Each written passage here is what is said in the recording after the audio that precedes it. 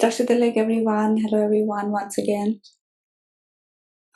As always, we'll start the session with setting up proper motivation, which consists of 3 parts: refuge field, bodhicitta field, and the purpose of the practice.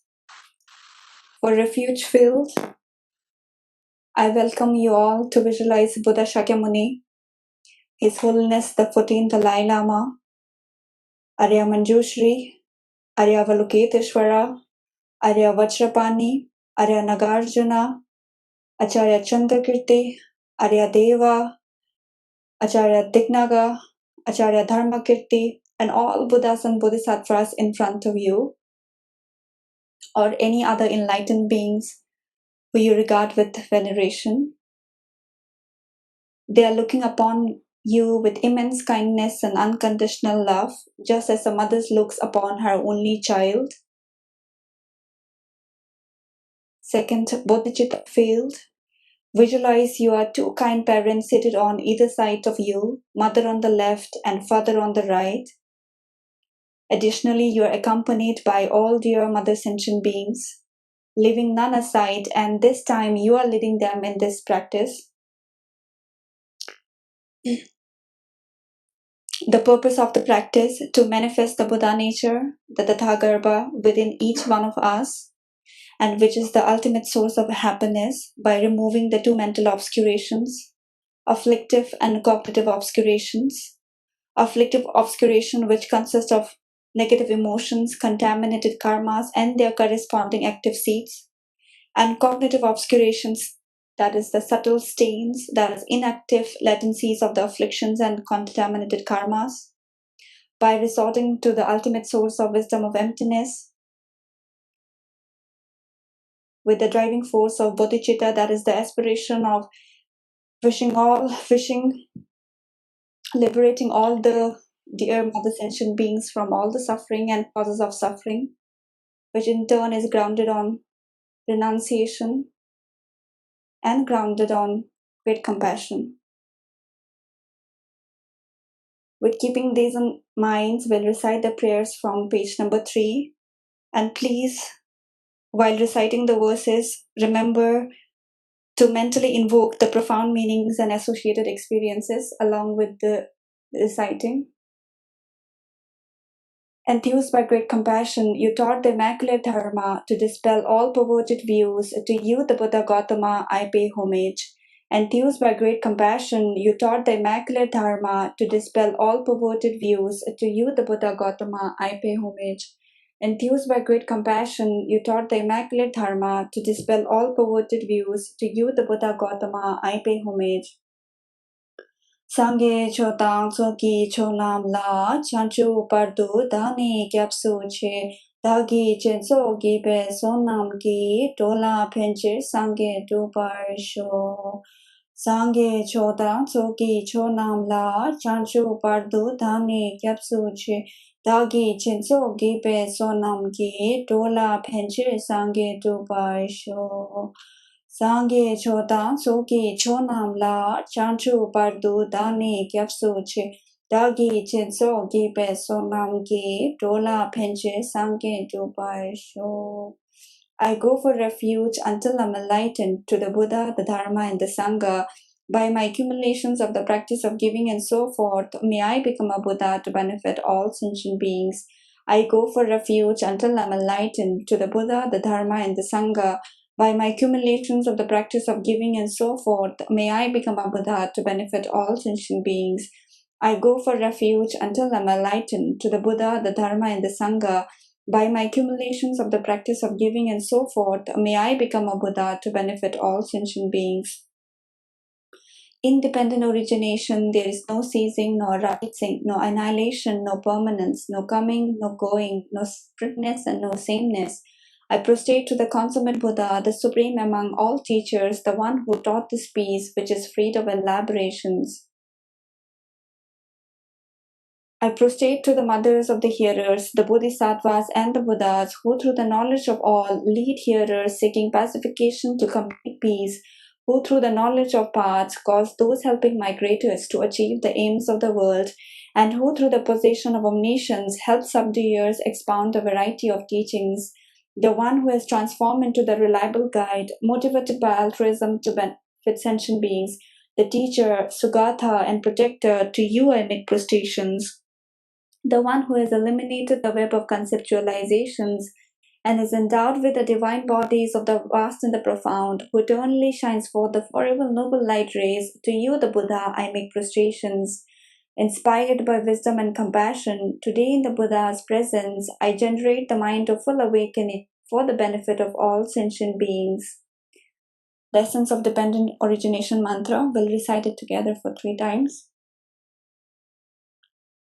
ॐ ये धर्मा हेतु प्रभव हेतुं तेषां तथागतो ह्यवदत् तेषां क्षयो निरोध एवं वादिमहाशमनये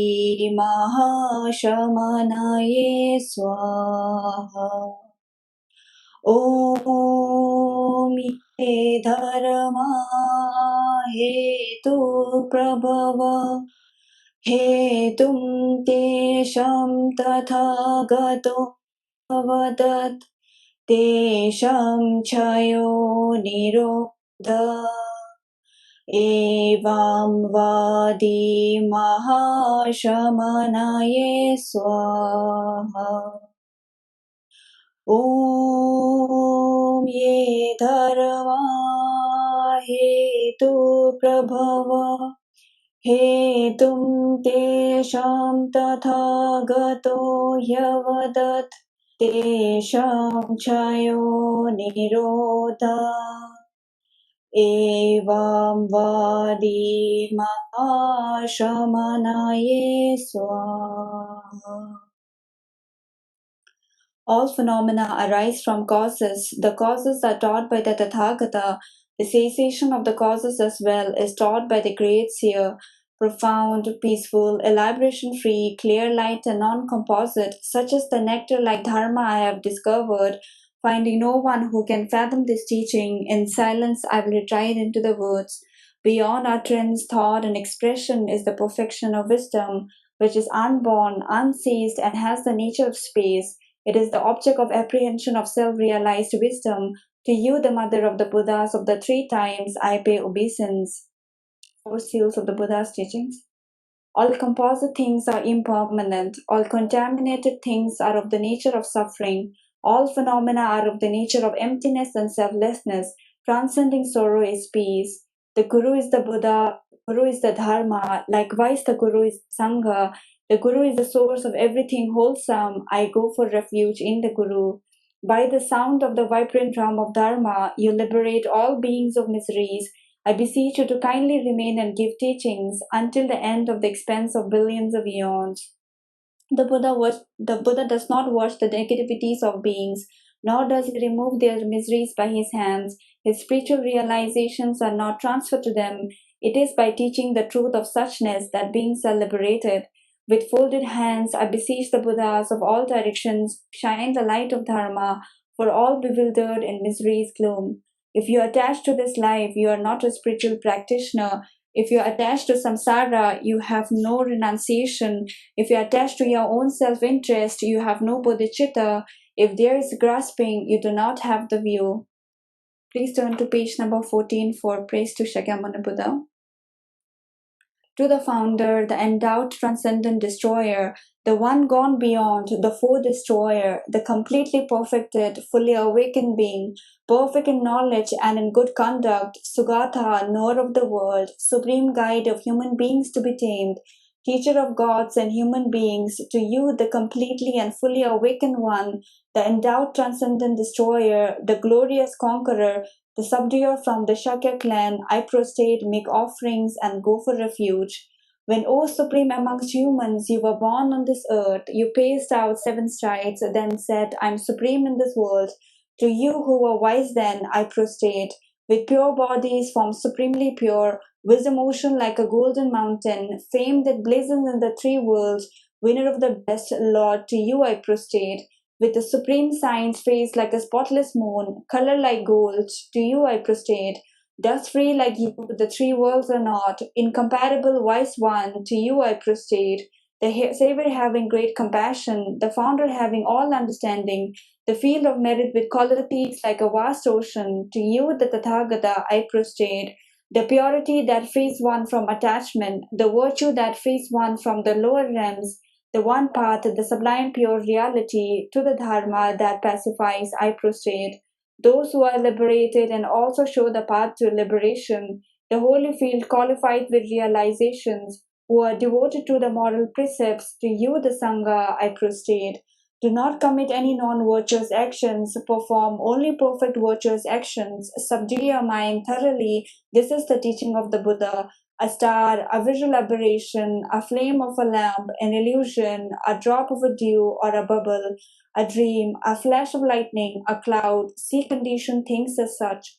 Through these merits, may sentient beings attain the rank of all seeing, subdue the four falls, and be delivered from samsara's ocean, perturbed by the waves of aging, sickness, and death. Let's turn to page number 31 for Heart Sutra Mantra. We'll recite it together for 7 times. Dayatha Om Gate Gate Paragate Parasam Gate Bodhi Swaha Dayatha Om Gate Gate Paragate Parasam Gate Bodhi Swaha Tyatha Om Gate Gate Paragate Parasam Gate Bodhi Swaha Tyatha Om Gate Gate Paragate Parasam Gate Bodhi Swaha Tyatha Om Gate Gate Paragate Parasam Gate Bodhi Swaha Tyatha Om Gate Gate Paragate Parasam Gate Bodhi Swaha.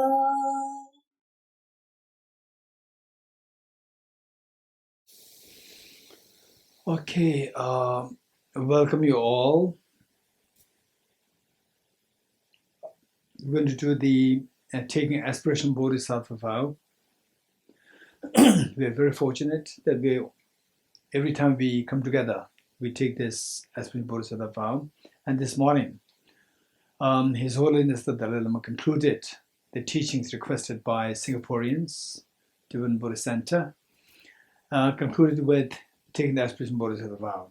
So this is a great inspiration for us that His Holiness did it, and then we do it on a daily, if possible, on daily basis.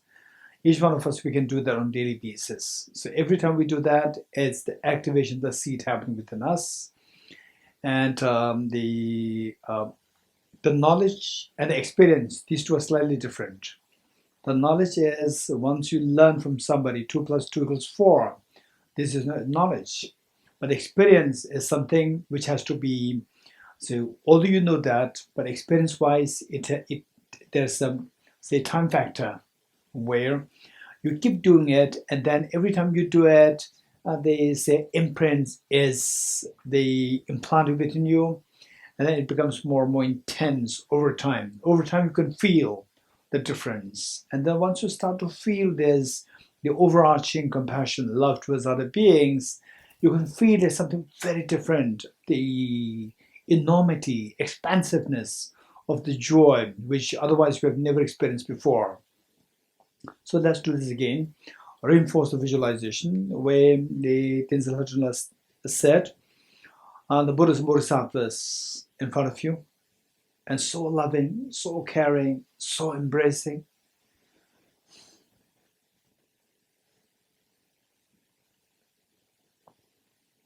And Bodhicitta feel, visualize your two parents and all sentient beings, all of our members, all sentient beings around you, even the tiny insects living on the other side.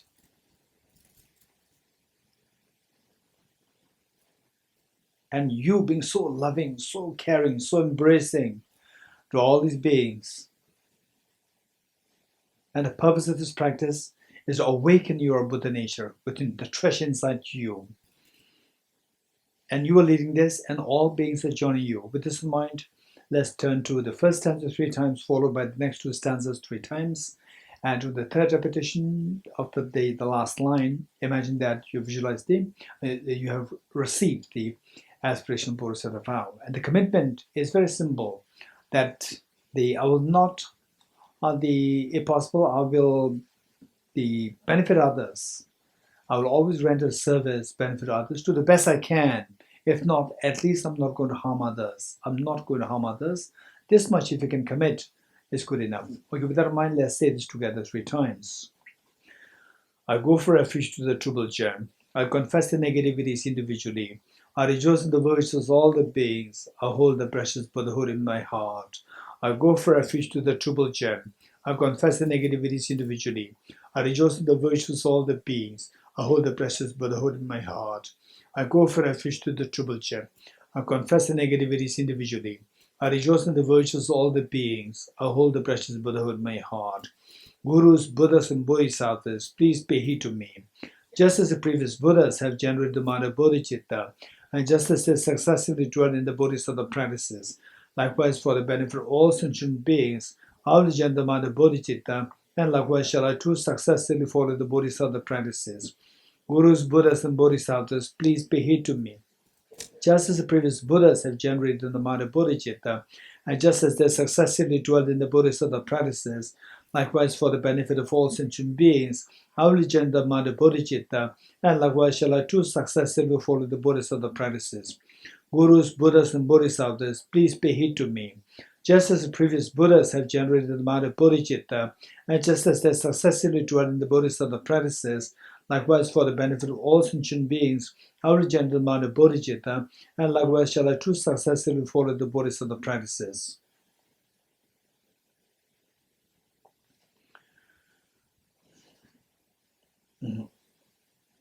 Page 4, page 5.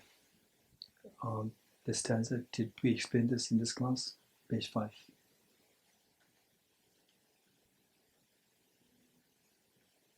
No? Okay. Today, we have been reciting the earlier prayers or the stanzas, verses. One particular verse, Shigela, if you can turn to page 5. I prostrate to the mothers of the hearers, the Bodhisattvas and the Buddhas. If you can open this. Okay. This is something I like to explain to you now. Thank you. Okay. This stanza is extracted from my 3 years text, Abhisamaya Alankara, which is a part of the Nalanda Master's course. And in the monastic universities, they spent about like minimum 7 years studying this text. Minimum 7 years studying this text in a great detail. The debating, memorizing, then the attending the teachings, and then group discussions, and so forth. So then you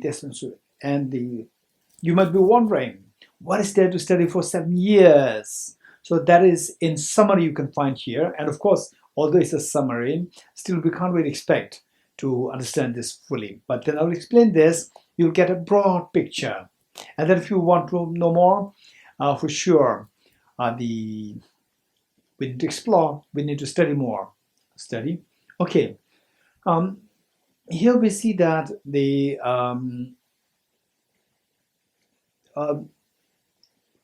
say we as the Dharma practitioners,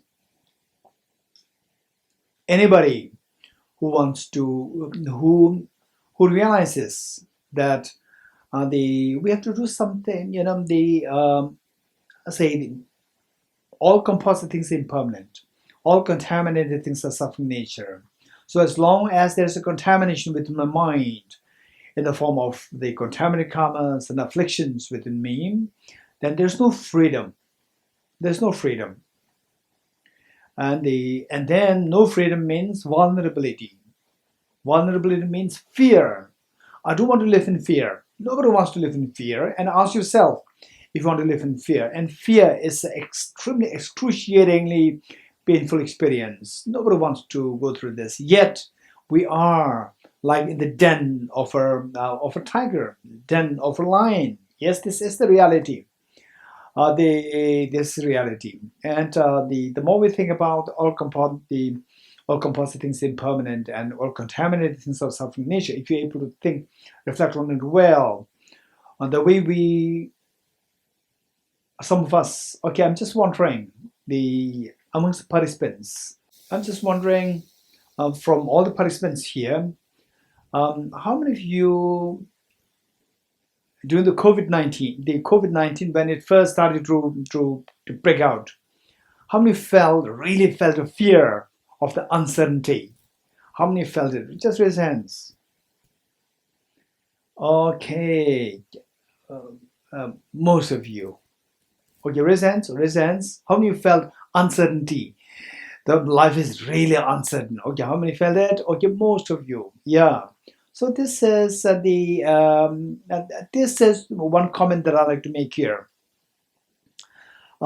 This and then for sure when this uncertainty hits you, what was your feeling? Was it a pleasant, unpleasant, very unpleasant feeling? So much of fear, and then in some cases with this uncertainty feeling, you might want to go elsewhere, go somewhere like Himalaya or somewhere where the COVID-19 can really invade. Some people might have thought like this. Or to some rare number of people, okay, wherever I go in samsara, this uncertainty hits everywhere. Uncertainty is not only because of the COVID-19, it can be due to anything. For example, say in Delhi to some extent it is prone to earthquake, and then the other places for sure. There are many places in the world which are prone to earthquake. So when you feel that, when the earthquake hits you, then it can hit me anytime. So that's the uncertainty. This feeling of uncertainty of your life can be for any reason, for any factor, not only COVID-19, not only earthquake, for any reason, right? Uncertainty. So there, for example, you just cough, and then you end up in the hospital, and then they finish. And then, or you just fall from one step, not from the 10 stories, from one step, and then there is some, they say, you hit your head, and then you feel dizzy, you go to the hospital, and then finish. Anything can happen at any time. This is what we never think about. COVID-19 is something that a pandemic which happened 100 years after the 1918, the Spain flu. So that was the pandemic. And then 100 years, it didn't happen. And suddenly it happens. And then it's something so new, which none of us experienced before. So we see that this uncertainty, this is the really uncertainty of my life. And so much of fear, anxiety. Actually, the uncertainty is with us every moment, even before the COVID-19. Because that we are in a way where we got used to that. We got used to that, and we think, okay, and thus far it did not hit me. So therefore, all right. If you don't believe, come to Delhi, right? And you might, no, I'll not come to Delhi. Most of you will say this.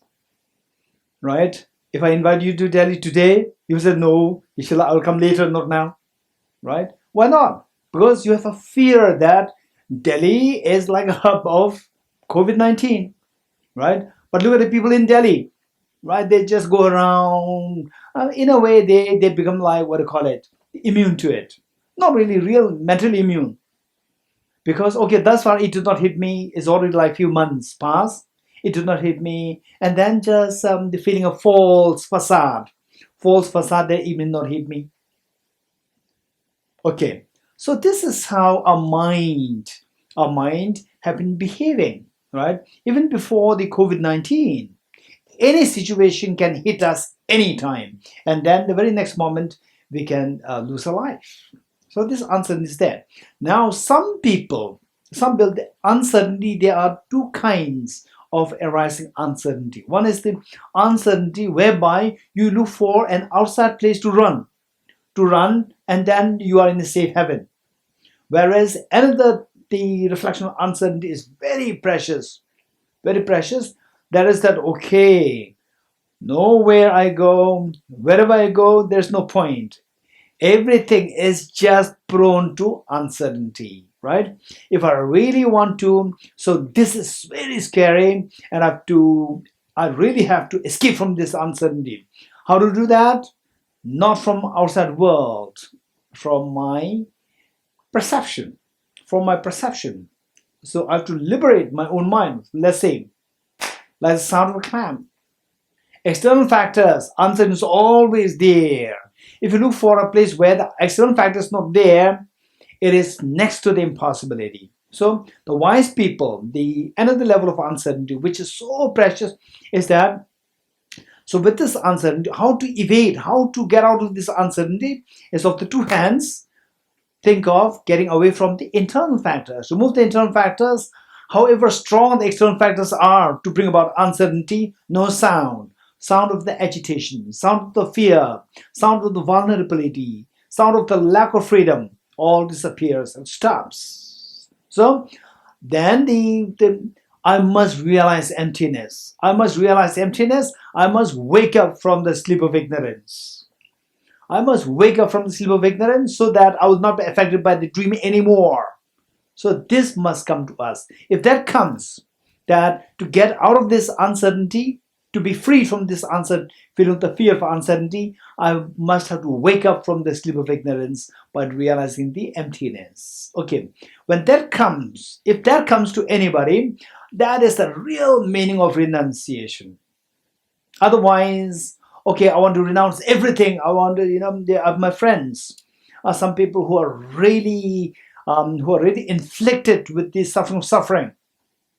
I know some of them really inflicted with suffering for like years and years. They really can't really, and then even I cannot really help them too much. So besides just consoling them, and then giving a little bit of the financial, the help in whatever capacity that I can be of, and giving a little bit of the condolence, consoling. So besides this, we can't do anything. And then there's sometimes these people, they tell me that I just like to leave everything and go somewhere where nobody knows me. Okay, this is more like an escapism. Escapism, this is not the renunciation. Real renunciation is where, okay, external place, wherever I go is the same. There's no difference. Wherever I go is the same. Whether I go to heaven or the hell or wherever, there's no the freedom. The uncertainty hits everywhere across the board of samsara. So unless and until I do something to wake up from the sleep of ignorance, that I not be affected by external factors, this is the feeling of getting out of the uncertainty, the fear of uncertainty. That is the real meaning of renunciation. This is not escapism.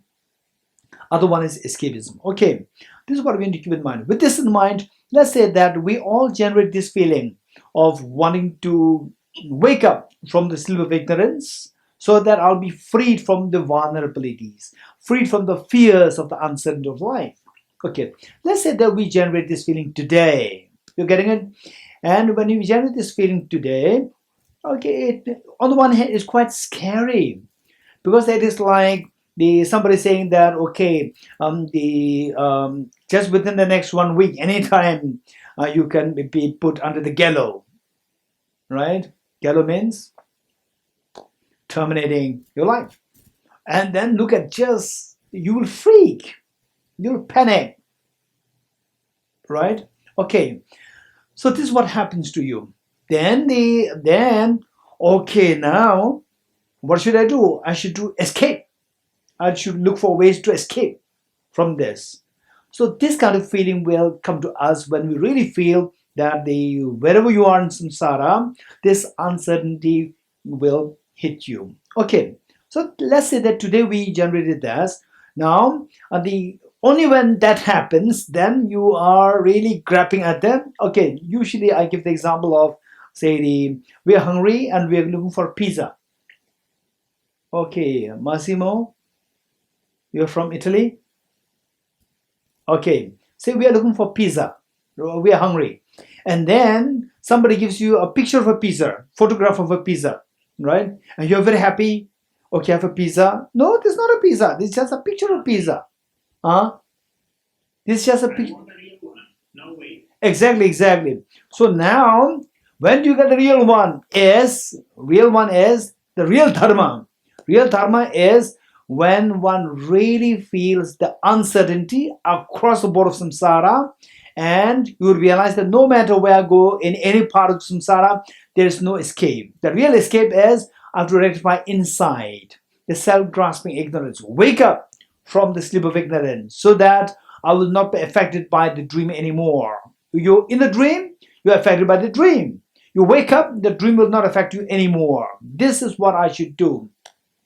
When that feeling comes to you, then you are grabbing at the real pizza. You're getting it? Real pizza of the Dharma. This is so precious, so precious. But when we do come across a situation like the pandemic or the COVID-19, and the fear of uncertainty arises in you, when that happens, and then you want to run away somewhere, okay, even that is very precious. With a picture of a pizza, then you will know what the real pizza can be like. If you have no picture of the pizza, you have no clue what then somebody gives you a plain rice. Plain rice, you think that this must be pizza, right? So this picture of pizza can lead us to the real pizza. When you get this feeling, then they say these books, NDC, NMC, then Nagarjuna's text, Acharya Chandragirti's text, these texts will tell us that okay, you're getting a sense of the fear, of the uncertainty. Yes. Okay. So if you want to get out of this, then this fear, there's no place to get out. This fear spreads across the board of samsara. Wherever you go in samsara, this fear is there, right? Don't think that there is a Himalaya there where you are freed from this uncertainty, right? Okay, so then you realize then because of this experience, okay, what is that like? If this experience is something that I can imagine, that I can envision pervading across samsara, then you see that okay, now the only way for escape is out of two hands, internal, not external. You're getting it? Okay. So imagine that now we have reached to that level, that realization of I have to, say to be free from the fear of the uncertainty. I need to get rid of the internal factor. What is that? Wake up. The mind which is dreaming, stop creating the dream. Wake up. Wake up from the sleep of ignorance. Okay, all those people who want to wake up from the sleep of ignorance, these are known as the real Dharma practitioners. You're getting it? The real, genuine Dharma practitioners. So these Dharma practitioners can be classified, okay, let's say Dharma practitioners or into a real Dharma, And so these people who are in the real Dharma, then we can classify them into three categories. There are many ways of classification. So this particular stanza that I'm explaining to you today, okay, then Shigela, what am I going back to this stanza? Okay, this particular stanza that I'm going to explain to you today. So this here, we see the classification of the beings in the Dharma. In the Dharma, beginner, or in the process, or in the resultant state. In the resultant state, these beings can be classified into three groups. Keep in mind that there are so many ways of classification, but so here it is done in a particular way. Say three groups. One is those. Okay, first let's say two, and two we can split. Second we can split into further two. The one is that it's very scary. The life is so uncertain, right? I must be free from this, the fear of uncertainty. I must be freed. What about other beings? Oh, that would be wonderful if other beings are liberated. They're freed from this, the fear. But I must be freed. So seeking personal liberation. The beings who are seeking personal liberation, this one group. Then the second group is, okay, yes, what about other beings? That's very true. Other beings, they are my mothers. If they suffer, if I'm liberated, what's the point? It's totally pointless. So I must liberate all beings. So this is the second group. This second group is known as the Mahayana beings. Mahayana beings. Then the first one is known as the personal liberation seekers. Personal liberation seekers 2.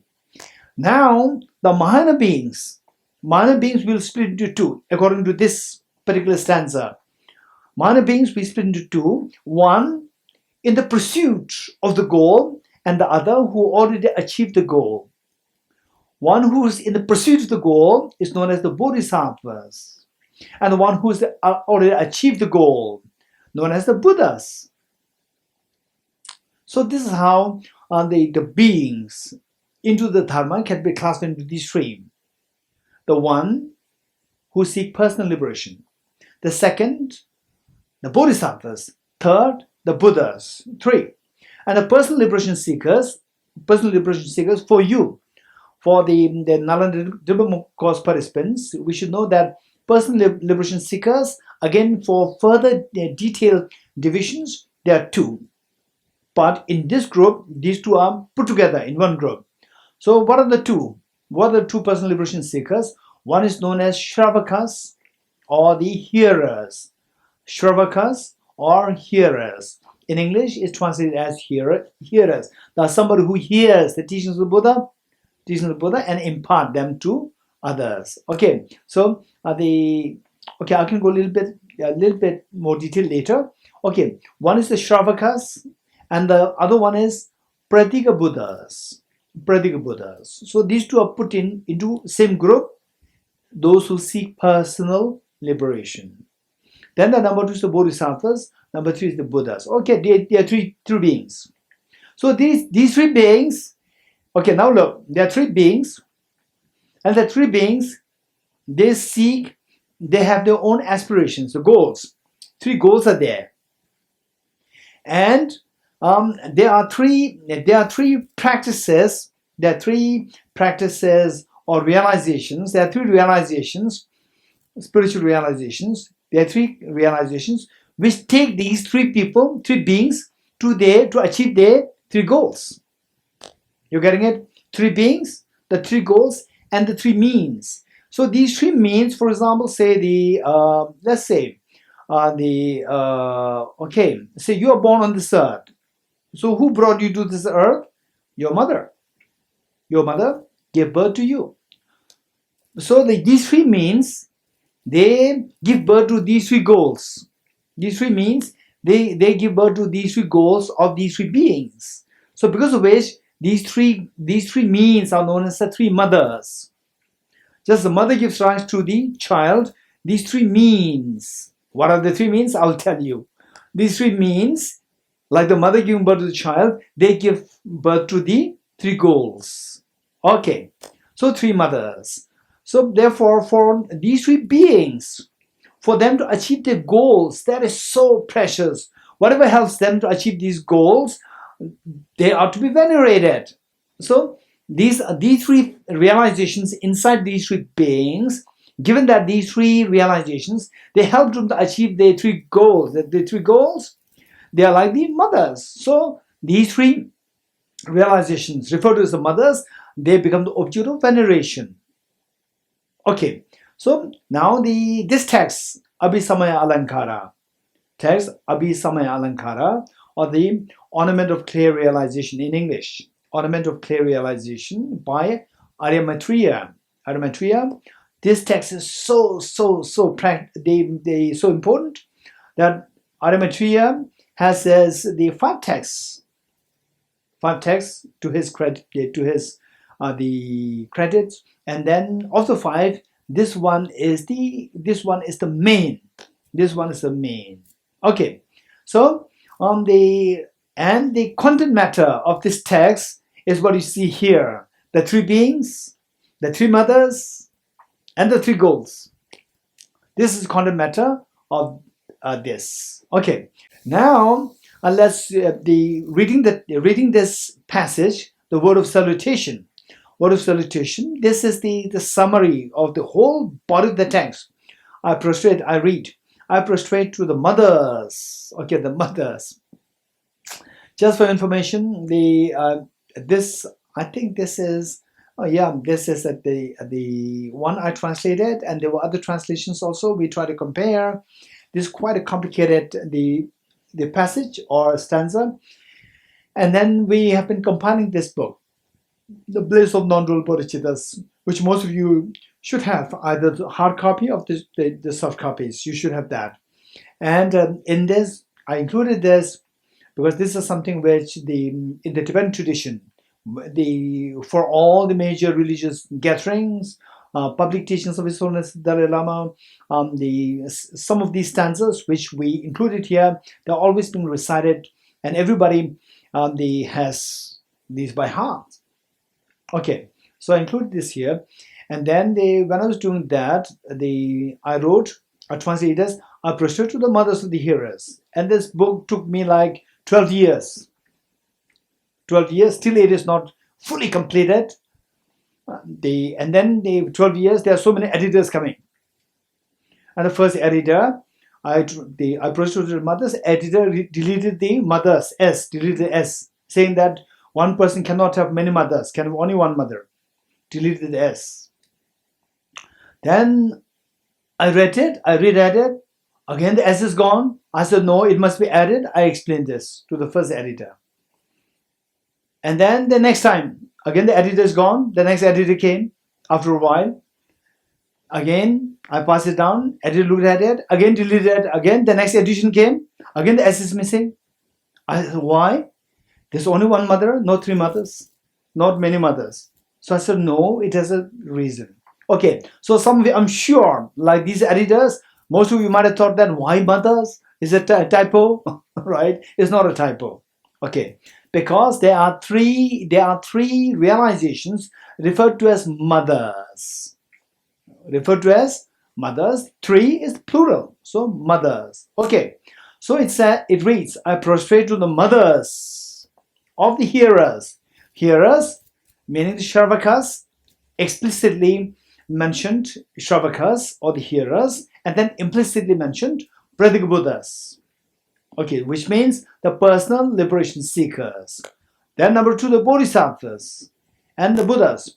In other words, the mother of the hearers, mother of the Bodhisattvas, and the mother of the Buddhas. Or to be technically correct, the mother of the personal liberation seekers, or the mother of the Arhats. Personal liberation seekers, their highest realization is Arhatship. The mother of the Arhats, the mother of the Bodhisattvas, and the mother of the Buddhas. Okay. Now the question is, you might be wondering, what are the three aspirations?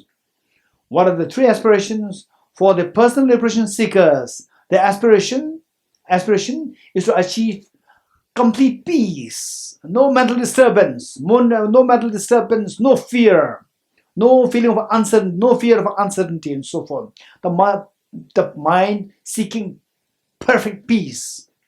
Okay, that is the aspiration. Okay, the goal that the personal liberation seekers are seeking is the perfect peace, number one. then the goal the bodhisattvas are seeking. Look, the bodhisattvas are seeking is to guide the beings, to guide, to give, to teach them how to go, to teach them the path, to give them guidance. Guidance is the path.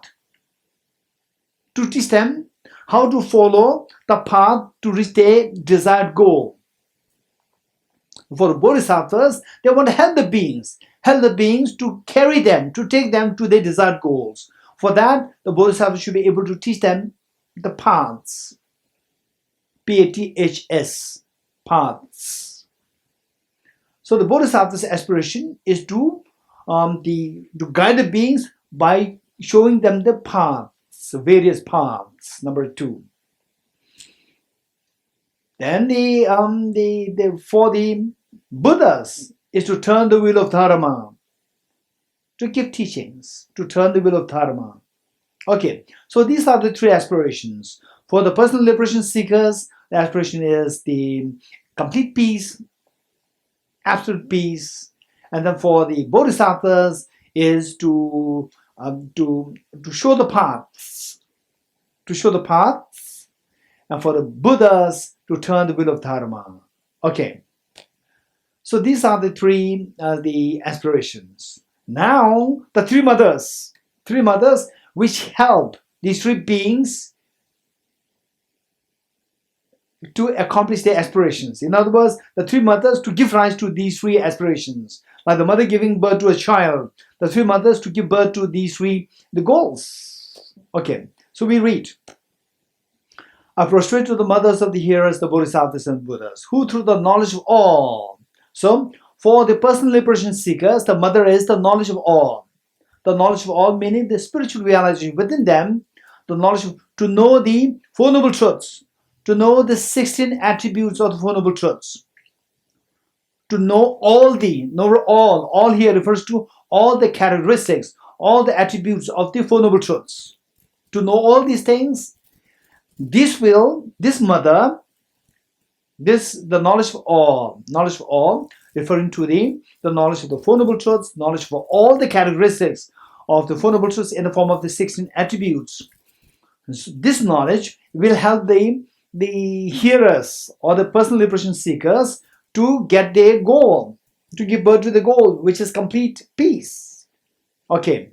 Now, pertaining to the personal liberation seekers, the one in dharma, the practitioner is the personal liberation seekers, and the aspiration is perfect peace, and the mother that gives rise to that perfect peace for the personal liberation seekers is the knower of all.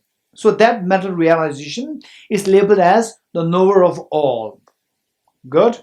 Now for the bodhisattvas, number 2, who through the knowledge of paths. For the bodhisattvas, their aspiration is to guide the beings, guide the migrators. Migrators meaning sentient beings. Guide the sentient beings to achieve their respective goals. And for that matter, they should know the path, the various approaches. They should know the various approaches. They should know the various paths. So, the bodhisattvas, the mother which give the bodhisattvas, the bodhisattvas with the help of the mother of the knowledge of paths, gives rise to helping the migrators, helping sentient beings to achieve their respective goals. Okay, number 2, who through the knowledge of paths. So the realization within the bodhisattvas to achieve the goal of helping the sentient beings is known as the knowledge of paths. Knowledge of paths. Okay. Cause those helping migrators to achieve the aims of the world. So the being is the bodhisattva, and the aspiration is to help the migrators to achieve their goals, and what helps to achieve that is the mother, referred to as the knowledge of paths. Knowledge of paths. Okay. Then finally, the being is the Buddhas. The Buddhas, their aspiration is to turn the wheel of dharma. So what helps the Buddha to turn the wheel of dharma so effectively without any error is, again, there should be one that helps the Buddha to do that. That is that particular mother, the third mother. What is that mother? Possession of omniscience. That is, the mother in the form of the omniscience. So omniscience is a mother in the context of the Buddhas to expound the varieties of teachings. Okay, so from this we see that the three beings are there, and the three aspirations are there, and the three beings have the three mothers to help them achieve their three aspirations. You're getting it? Okay, this is on this point. So from this we see that, for example, let's say in the first place, for us, we need to say what is your goal? And the fact that you're all part of the Nalanda Diploma course, for sure, whether you intensely feel it or not, but deep inside you have a feeling that I must it is to benefit all beings, right? By achieving whatever quality. So that quality which makes you to benefit all beings is known as the Buddhahood.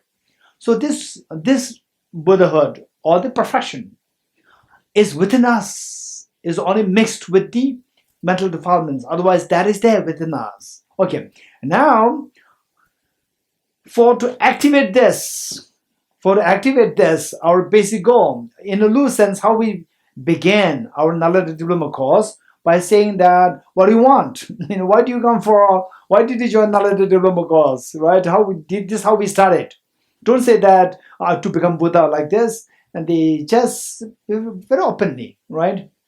And then the point is that then we went to the extent of asking the people the questions as to everybody, whatever the aspirations that we have, can be boiled down to two. One is to get rid of your fears, and number two, to embrace the maximum happiness. And then we asked, who wants that? Everybody wants it, right? What about the boys or the girls? Both. What about educated and uneducated? Both. What about Buddhist, non-Buddhist? Both. Right? What about, high, low, young, old? Everyone. Believer or non-believer? Both. Okay, this is how we began. So if this is what we are seeking, that is known as the perfections, the perfect accomplishment.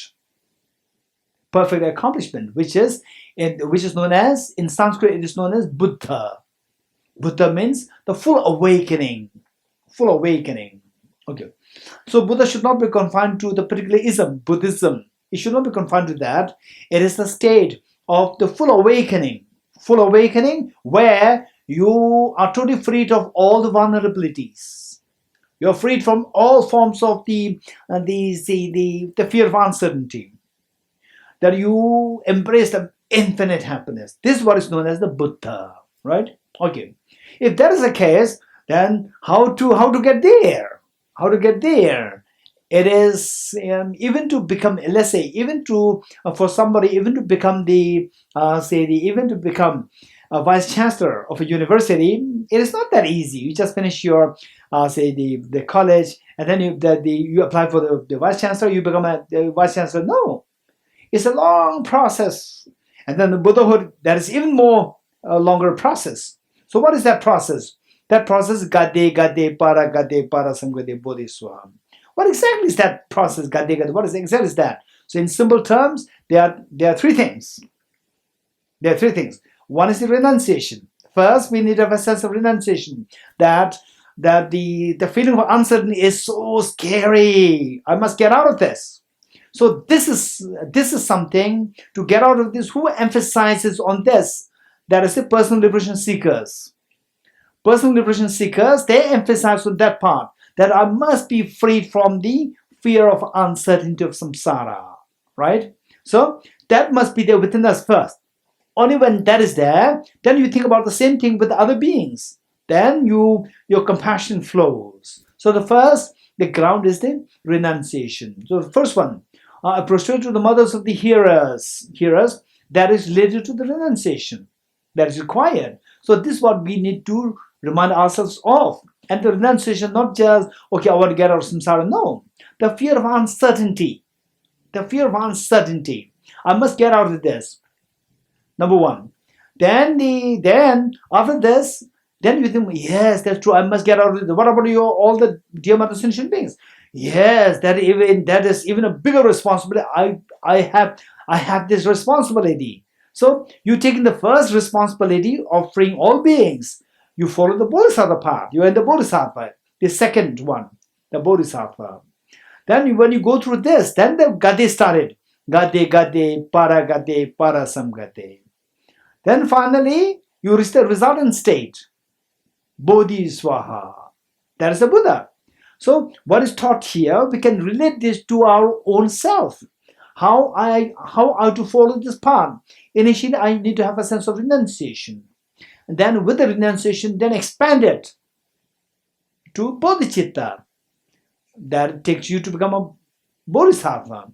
And then you proceed through this path, and eventually you will get to the result. That is the Buddha. So what as a person who is emphasizing on the renunciation, what is your goal? Your goal is the complete peace.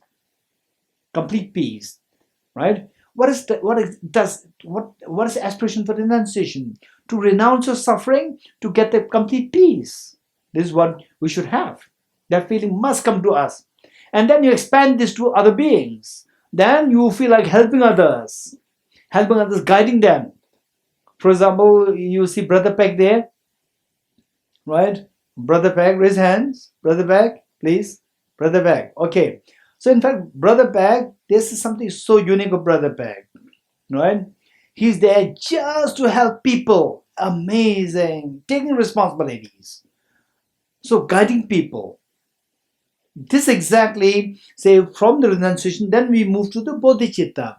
Bodhicitta, which means you enter the bodhisattva path. For that, what is the primary goal? Or to become Buddha? Buddha, yes, it is. But meanwhile, practically, you should be doing something. What is that? That is to guide others. Meanwhile, guide others. Okay. So some people, they say that I encourage some people. Okay, so when you come across a situation where some people come to learn from you, teach. And they said, no, I'm just NDC, right? I don't know anything. If I teach wrong, I said, don't worry, right? So you know something. And if you're scared that I may be teaching them wrong, don't worry. What you say is that this is what I learned and I may got it wrong, right? Don't worry. This is what you learn. You learn it and then but don't take it too seriously. There are these books there. And the www.dalailama.com is there. You're getting it? So all the sources are there. So don't feel complacent with what I'm teaching you. So you reach out. Again, you are guiding them, right? This is about the bodhisattvas helping others to guide them, to show them the path. For that matter, you have to know the path. So knowledge of the paths. You're getting it? Okay. Once you then reach the consummate state or the completion state, there is a Buddhahood. So then you have the omniscience here inside. Omniscience to the gift of perfect teachings, to turn the wheel of Dharma without any error. Okay, so this is how we have to keep in mind. Your whole Dharma practice must be designed on the basis of this one stanza taught to us by Aramatria in Abhisamaya Alankara. So look, this is how comprehensive this stanza is, and the detailed studies you'll find in the 8 chapters. The whole body of the text broken down into 8 chapters of the Abhisamaya Alankara, or the ornament of clear realization. Okay, we will all say this together. This stanza, this is so precious. Let us say this 3 times. And now from today onwards, when you recite this, make it a point that there's some meanings that are reflected within us. You're getting it? Okay. So likewise, other stanzas which I did not explain earlier, I'll make it a point that once in a while I'll explain these stanzas so that all these stanzas which compiled together, they are so precious. And then every time you do this, will help us to activate the seed of bodhicitta within us, activate the seed of the whole, the preview of the path to enlightenment. Okay, let's say these 3 times together. I prostrate to the mothers of the hearers, the bodhisattvas and the Buddhas. Who through the knowledge of all leads here seek pacification to complete peace. Who through the knowledge of paths causes those helping migrators to achieve the aims of the world. And who through the possession of omniscience helps subduers expound varieties of teachings. I prostrate to the mothers of the hearers, the bodhisattvas and the Buddhas, who through the knowledge of all leads hearers seek pacification and complete peace, who through the knowledge of paths cause those helping migrators to achieve the aims of the world, and who through the possession of omniscience help subduers expound varieties of teachings. I prostrate to the mothers of the hearers, the bodhisattvas and the Buddhas, who through the knowledge of all leads hearers seek pacification to complete peace, who through the knowledge of paths cause those helping migrators to achieve the aims of the world, and who through the possession of omniscience help subduers expound varieties of teachings. Okay, so now today the class is on the 5 kayas, or the 5 Buddha bodies. Kayas, kaya is a Sanskrit word for body, and the 5 kayas. Okay, first generating bodhicitta. By practicing the 2 methods, you generate the bodhicitta. Once having generated bodhicitta, bodhicitta means, may I become Buddha for the benefit of all sentient beings. May I become Buddha. Of course, naturally the question is, how will you become Buddha? By following the 6 perfections, by following the 10 perfections. Okay, good. This is more like the path. Once having followed these 6 perfections and the 10 perfections with the motivation to achieve Buddhahood, then you will actually achieve the Buddhahood. So what is that Buddhahood like? What is that Buddhahood like? Okay, this is what we're going to study today. The Buddhahood, the kayas, Buddha kayas, or the Buddha bodies or the Buddha kayas. Sometimes in the various very standard texts, you will find the mention of the 2 kayas, 3 kayas, 4 kayas, 5 kayas. You getting it? Okay. So simply because there will be a learning, we are learning all versions. We are learning all versions, and some people they may learn the 2 kayas. And then next time when you see in some text the mention of the 5, what is this 5? This is not the Buddhism, right? And then some people who learn about the 5 kayas, they read in the text that you achieve the 2 resultant kayas. What is 2? There are 5. Okay. So the point is that being being a part of the Nalanda Diploma course, you should be able to prove yourself that you are somebody who has been doing very systematically the study of the Nalanda, the legacies left by the Nalanda masters, where the view of the Buddhist teachings should be very broad, very comprehensive, broad, and detailed. Okay. So for that matter, first let's do the 2, then we will do the 3, then 4, 5. Okay, the first 2. The 2 is that, okay, and let's say that what you have, you have a body and you have your mind. And somebody says that, okay, Mr. Raviji, right? When you say Mr. Raviji, so, there's a Mr. Raviji there. Okay, raise hand, Mr. Raviji. Okay, Mr. Raviji is there. So when you say Mr. Raviji is there, I cannot see Mr. Raviji's mind there. I can just see his the picture of the Mr. Raviji's face, which is the body. You're getting it? So we see that we have the body there, the body, which is a part which helps us to identify the person. And then on top of that, okay, I'm happy, I'm not happy, I have the claustrophobia, I have the fear of uncertainty of life due to COVID-19. So these are all related to the mind. So we see that we have 2 things. One is the physical body and one is the mind. There are 2 things. You're getting it? You're getting it? Body and a mind. Okay. So I'll say when you become Buddha, actually your body should become Buddha and your mind should become Buddha. You're getting it? Your mind should become pure. Your body should become pure. That's the meaning of you become enlightened. So, and they say overall, let's say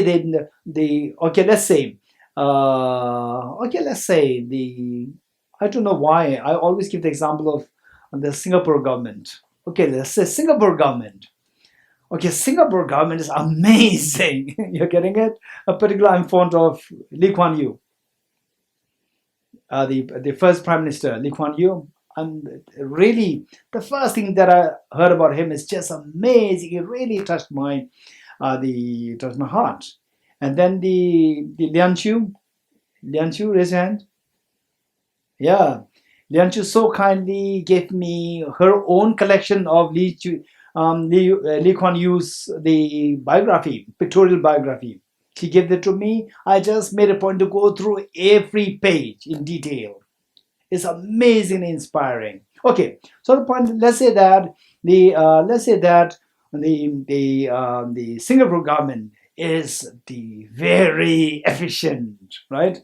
Particularly, let's say Lee Kuan Yew's government. I don't know today. Lee Kuan Yew's government is so amazing. Let's say that, and then then you said then the Swickham tells me. Gishel, tell me which part of the Lee Kuan Yew's government, right? Government has many ministries, right? So he knows that one ministry is weak. Which part of the ministry of Lee Kuan Yew's government you're talking about, which is good? Then, okay, he is going to detail. You're getting it? So I talked about in very general. And the Swickham, being a Singaporean, he knows the details. So he's more curious to know the details from me.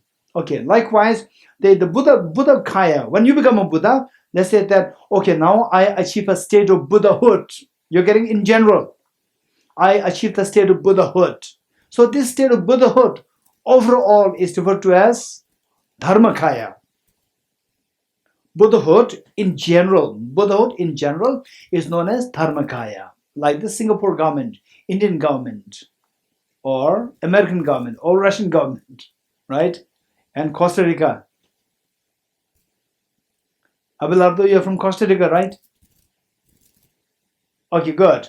So let's say that the Singapore government in general, like that, Buddhahood in general is known as Dharmakaya. Let us not forget this.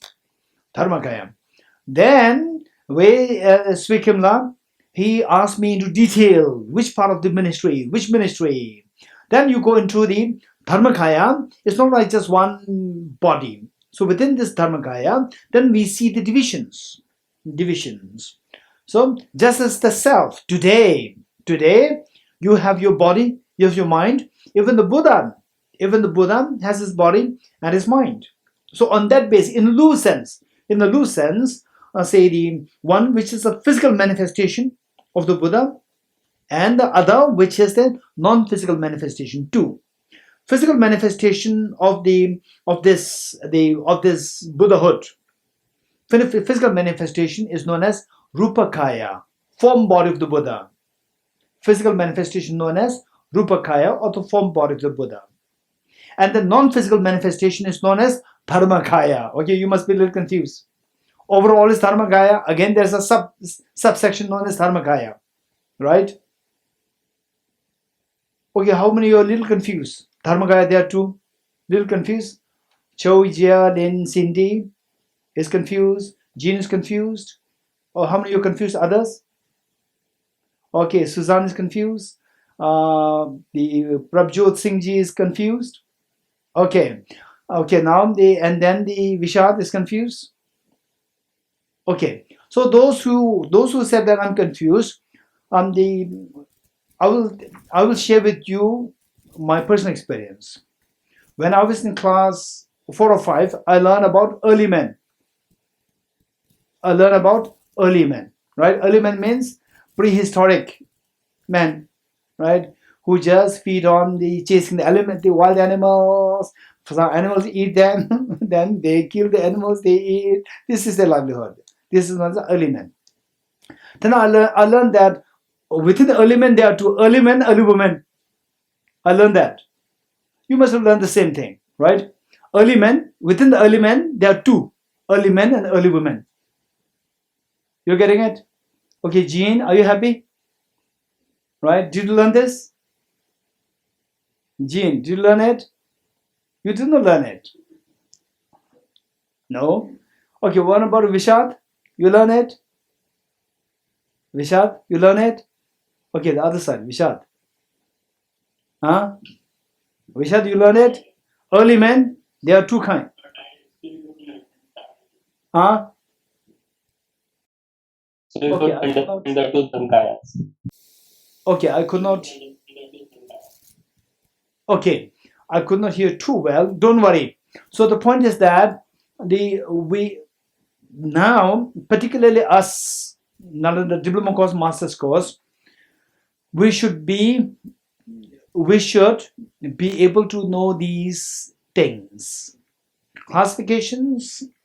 The classifications. Let's say that the president of India, right? Say okay, the president has come to the Tibet House. This is one thing. Then president of the small institution. No, there are so many security guards there. What is this president? This is president of the India. That is one president. And then the president of the what? President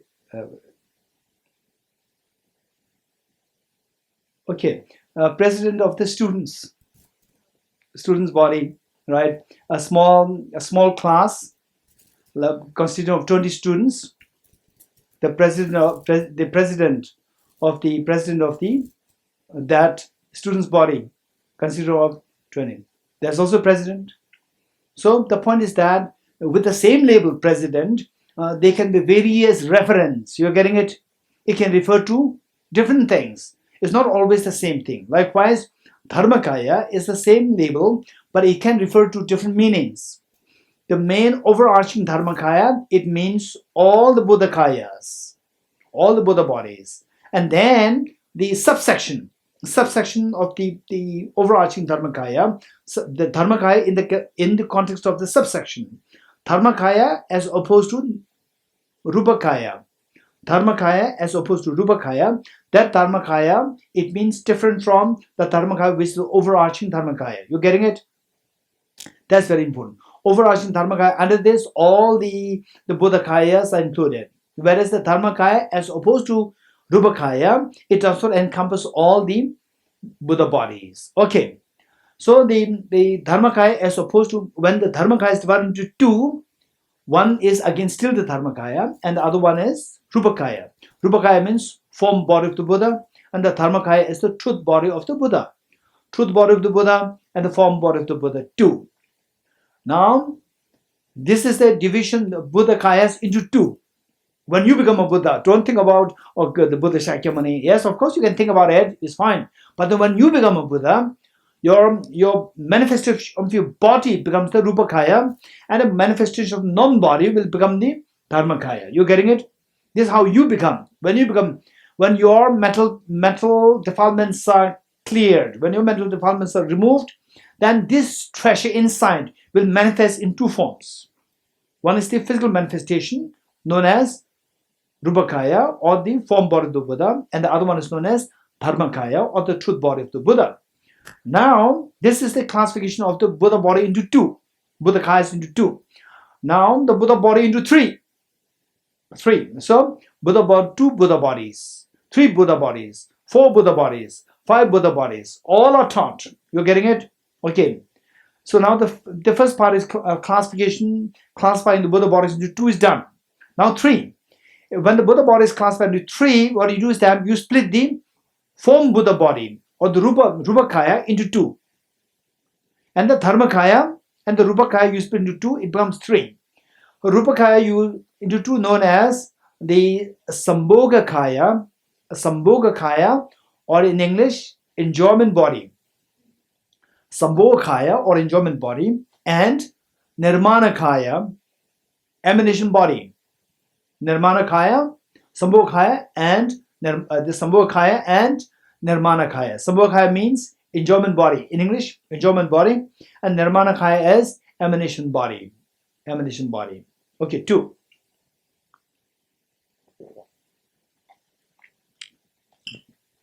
Okay, what is the difference between these two? Again, this question. What's the difference between these two? When you become Buddha, don't think about, okay, Buddha somewhere in the pure land like this. When you become a Buddha, this will inspire you. You're getting it? When you become a Buddha, then what happens is that say just imagine like, say, how many moons are there with the planet Earth? Only one moon. But how many moon reflections are there? How many moon reflections in the water bodies? Okay, anybody? How many moon reflections are there in the water bodies? Or on planet Earth? How many? Just raise hands. Raise hands. Anybody? How many? Okay, the brother Peck. How many reflections of the moon are there? Okay, brother Peck. Countless. Okay, countless. Okay. The Malaysia, do you have the reflection of a moon? Malaysia, brother Beck, in Malaysia, do you have reflection moon? Yes. Where? On the water body. On the water body. When that water dries up, when that water dries up, what happens to the moon? The moon reflection, it disappears. But the moon up there, it does not disappear. You're getting it? Moon up there is lasting, but the reflections of the moon, they are dependent on the water. They're not dependent. They are, it's not that the moon, okay, now you are not behaving well, Malaysian, you are not behaving well, I will not show you that, I will not create the moon reflection. No, it will not say that. When your water disappears, when your karma to contain the water, when that disappears, moon reflection automatically will disappear. You're getting it?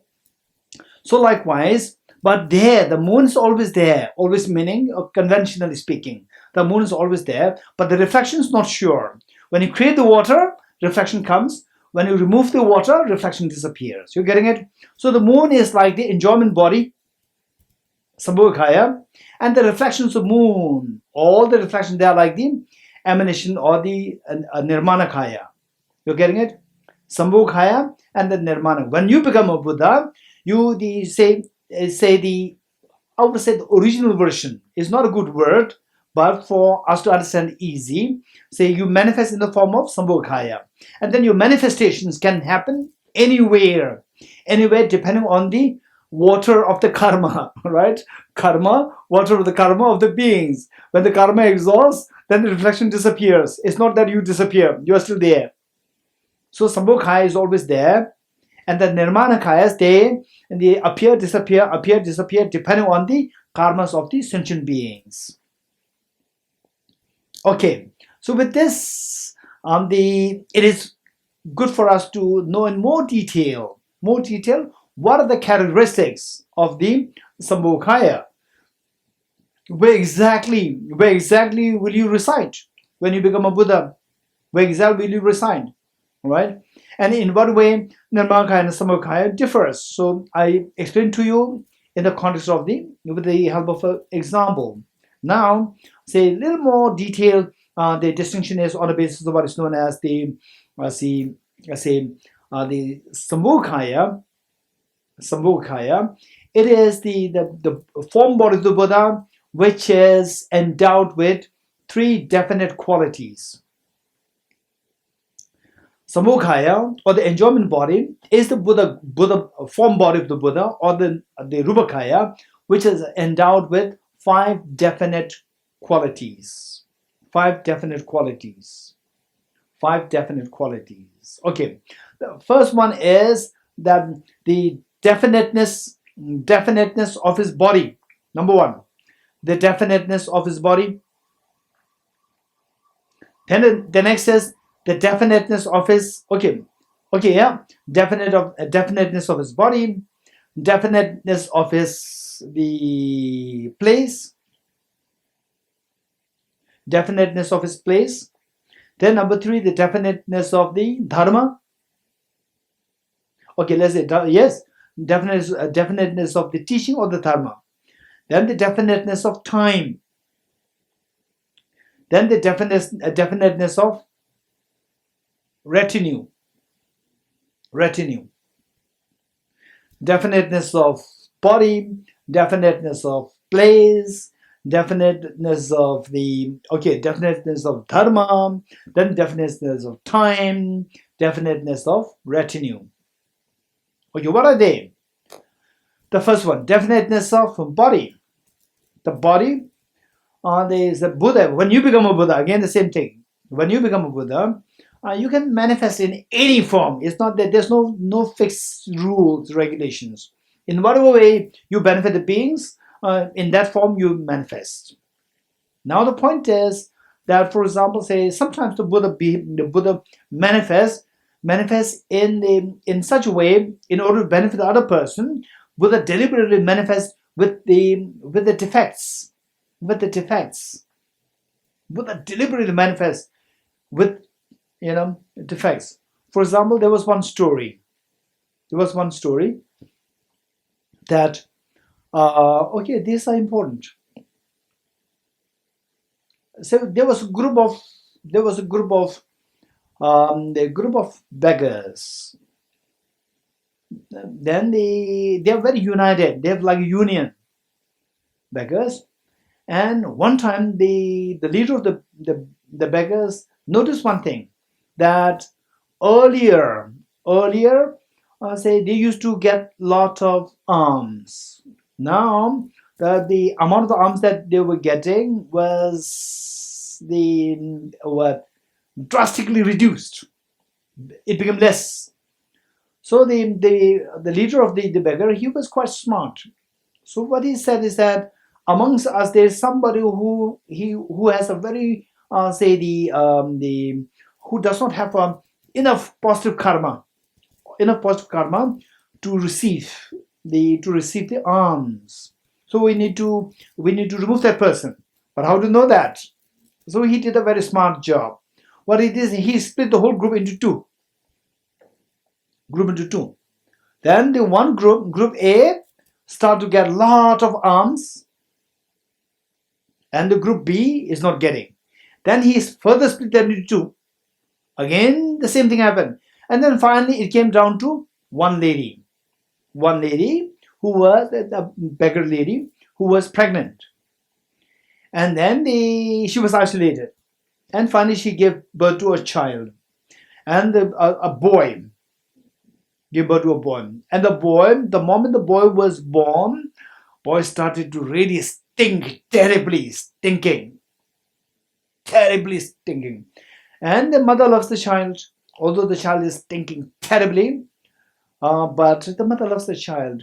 And then over time, the mother and the son, wherever they go, everybody started to stone them. And finally, as the child grows to age 6, 7, 8, when become a little self-sufficient, then he started to become so afraid of meeting with human beings. Then he ran into the forest. So he found his dwelling in the forest. And then he only eat the roots, the fruits that you find in the trees. He was not at all mixing with any human beings. The moment he sees a human being, instantly there's a phobia there within him. He runs away. Then one point, it so happened that the karma of him suffering manifestly, severely suffering, that karma started to now diminish. And then his karma to meet with the Buddha, and it became manifest. And then the Buddha appeared. But if the Buddha appeared, there's a glow there, there's a glow there, and then he would be even more scared. So the Buddha deliberately appeared as the symbol, and more badly stinking. The Buddha deliberately appeared in that form. And then Buddha went close to that boy, and that boy started to run away, and the Buddha also started to run away from that. Right? What's that? Then the other person, okay, at least there is somebody who's running away from me. Who's that? And look-wise similar to him.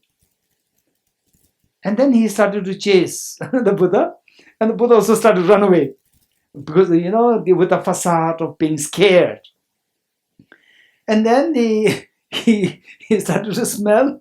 Oh, he also smelled worse than me, right? And then he started to feel comfortable. Okay, we are same. We don't have to run away from each other. We are same. And then he started to become friend. Actually, there was the other one is the Buddha, become friend. And then the fear started to go away. And then the other one started to give teachings. Then he becomes such a realized being. Okay, so the point is that from this we see that the Buddhas, they manifest in any form. You're getting at this point.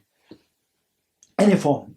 With this in mind, but we speak about this Sambhogakaya, there the form is fixed, is so elegant. The form is so elegant. What is that? That is known as the definiteness of the physical form is so elegant, is so amazingly appealing. Right? Okay, in what way it is appealing? It is that when you become a Buddha, your form, in the Sambhogakaya form, you are endowed with 32 major marks and 32 major marks and 80 minor marks. 32 major marks and 80 minor marks. Okay, 32 major marks and 80 minor marks of beauty, of elegance. Okay, you want to know the details of what these 32 major marks are, what these 80 minor marks are? Okay, they're all here at the footnote of this, footnote or the end note, just not footnote, end note, and it should be in the end note or in the glossaries. End note, glossaries, just check there. In this book, The Blaze of Non-Dual Bodhicittas, at the end to be included that there. Okay, 32 major marks and the 80 minor marks. To give you one example, let's say let's say the Buddha's hand. Just look at the Buddha's hands. So exotic, so beautiful, so appealing. In fact, the Buddha Shakyamuni, it is said that the Buddha Shakyamuni, of course, his physical look, even from the conventional point of view, his physical look is extremely appealing, and extremely appealing, and because of which the competitors meaning the other teachers contemporary to the Buddha, who are really jealous about the Buddha's fame, and they try to spread the, what is that? Let's say they spread rumors that Buddha Shakyamuni is not a boy. It's not a boy, Okay, this is what they are deliberately trying to defame, to create about defamation of the Buddha Shakyamuni, that his fame diminishes. This is what tried to tarnish the Buddha's fame. This was what the other teachers were trying to do. And in fact, let's say even the skin color is like gold. It's so beautiful complexion. And then the hands, they are so exotic. Okay, major and the minor marks. What's the difference? Let's say the hand is so beautiful. When you say the hands are so beautiful, that this hand should be made of the finger. Should be made of the nails. You're getting it? They are the minor, the parts which constitute the overall hand. Overall hand is very beautiful.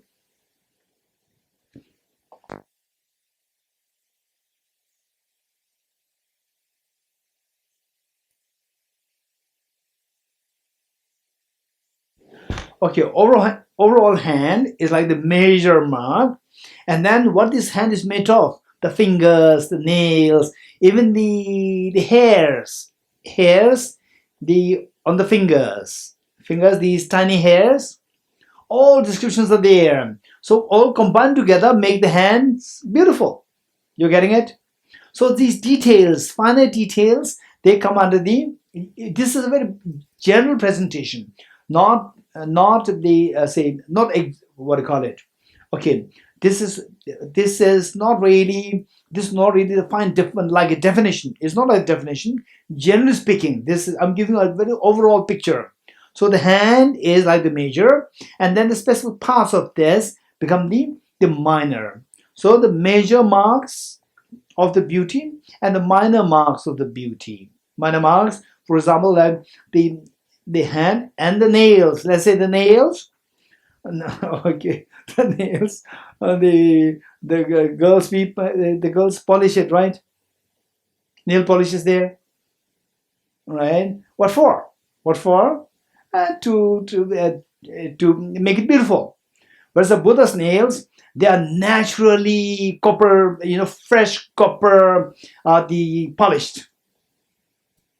The Buddha's nails, they have a fresh copper color. Fresh copper color, extremely. Have you seen a fresh copper? Not the the tainted copper. The fresh copper is very beautiful. Reddish, very beautiful. Okay, so all these descriptions are there, and even the hairs of the hand. So how they curl is not like randomly like this. Our hairs not like this, but how they are so nicely curved. And then the fingers, description of the fingers, all the description of the eyes, description of the cheek, description of the shoulder, all are there. Okay, so at one point the competitors, who are jealous of the Buddha's fame, they try to defame the Buddha by saying that the Buddha is not the actual boy or the male. And then how many of you heard about Ananda? Raise hands. Ananda. Okay, Ananda was the chief attendant of the Buddha Shakyamuni. Just for information, is a little bit of digression. Okay, sorry. Okay, so okay, I'm not going to too much in digression. That's fine. So if you are interested to know about all the Ananda and so forth, you can remind me later. Don't just say Ananda, right? Ananda, associated with Ananda, there are so many stories. So precisely you have to tell they say the non-Buddhist teachers who are trying to defame the Buddha by saying that Buddha is not a male. You're getting it? And then the Ananda coming into play. So you can remind me this. I can share you the story later on, not now. Okay. So now with this, say the definiteness of the body is the Buddha's body is meaning the Sambhogakaya. Sambhogakaya is endowed with the 32 major marks of beauty and the 80 major marks of beauty. Okay, minor marks of beauty. Okay, that's done. Then the definiteness of the dharma. What teachings will you give when you become a Sambhogakaya Buddha? What teaching will you give? You will teach only Mahayana teachings. You will teach only Mahayana teachings, not the personal liberation teachings. Only Mahayana teachings will be given. Okay, that is the definiteness of teachings. 3. The definiteness of the place, the dwelling. That is the one particular the heaven known as Akanishta heaven. Akanishta heaven. Okay. So your dwelling is there in this Akanishta heaven. Then in terms of time, so say Buddha Shakyamuni appeared on this earth, and then the of 80 years, a span of 80 years, then he assumed, the Buddha Shakyamuni assumed the passing away. He assumed the passing away, he passed away after 80 years. But when you become Buddha, you in the form of Sambhogakaya will live till samsara ends. Will live as Sambhogakaya till samsara ends. You will not at all assume the Mahaparinirvana. Okay, this is the time. Then the retinue. Retinue meaning who's going to be with you. For example, His Holiness the Dalai Lama. For example, this morning when His Holiness is giving teachings, you can see that there are people around him. So likewise, when you become a Buddha, you in the form of Sambhogakaya, who will be around you? Only the Arya Bodhisattvas. Bodhisattvas who reach the Arya level, which means the Gade Gade Paraga path of seeing. Only those who reach the path of seeing and beyond. Only those bodhisattvas are there with you, not anyone else. Okay, so these are the 5 definite qualities of the Sambhogakaya. And then what about Nirmanakaya? Nirmanakaya is the Buddha body, Buddha's form body, which they may not, or which is not endowed with the 5 definite the qualities. May have 1 quality, 2 qualities, but not all. It's a deliberate attempt to help the other beings whose karma is not that strong, the positively strong as the Arya Bodhisattvas. Okay, this is Nirmanakaya. So we are done with the Sambhogakaya and the Nirmanakaya. So these three form what is known as, these three form the 3 kayas. Now the form the 4 kayas, when you use the form, then you split the Dharmakaya into 2. Then it becomes 4. So how do you split the Dharmakaya into 2? The Dharmakaya is related to the Dharmakaya, not the overarching Dharmakaya. Dharmakaya as opposed to Rupakaya. So that Dharmakaya is related to the mind, not mind, related to the mind. So this Dharmakaya is of 2 kinds. Okay, natural Dharmakaya and the wisdom Dharmakaya. Okay, natural Dharmakaya and the wisdom Dharmakaya. Okay, what is this wisdom Dharmakaya?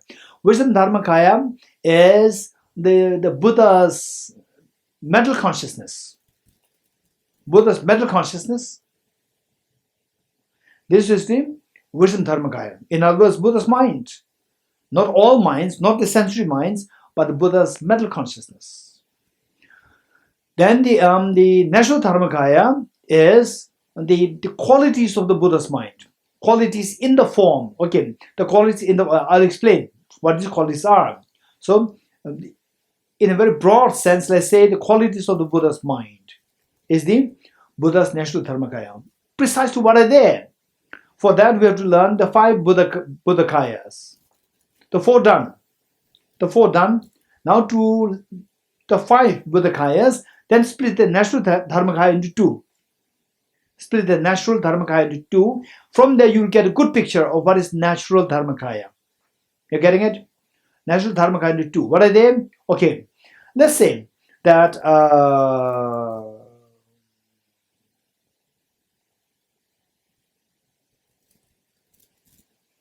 okay, let's say that this water, let's say that I take a glass of water from a very dirty stream. Is this dirty water? You will say yes. Then I subject this water to purification process. With the purification process, then the very clean water comes out. This water is very clean. So this clean water came from where? From the dirty water or from somewhere else? Of course, from the dirty water. So now you already know that. We talked about the Buddha nature earlier. So the true nature of however dirty the water is, the true nature of water is so clean. Remove the dirt and the purity comes out. You don't bring the purity from elsewhere. You remove the dirt and the purity comes out from within. Which means that while the water is dirty, the purity is there in a hidden form. When you remove the dirt, then what is hidden comes out. You're getting it? So likewise, our mind, however dirty our mind is, however defiled our mind is like this dirty water. The true nature of mind is not dirty, it's so pure. Okay, so with this, now we see that, okay, now this water, very clean water, okay, This clean water, okay, does it have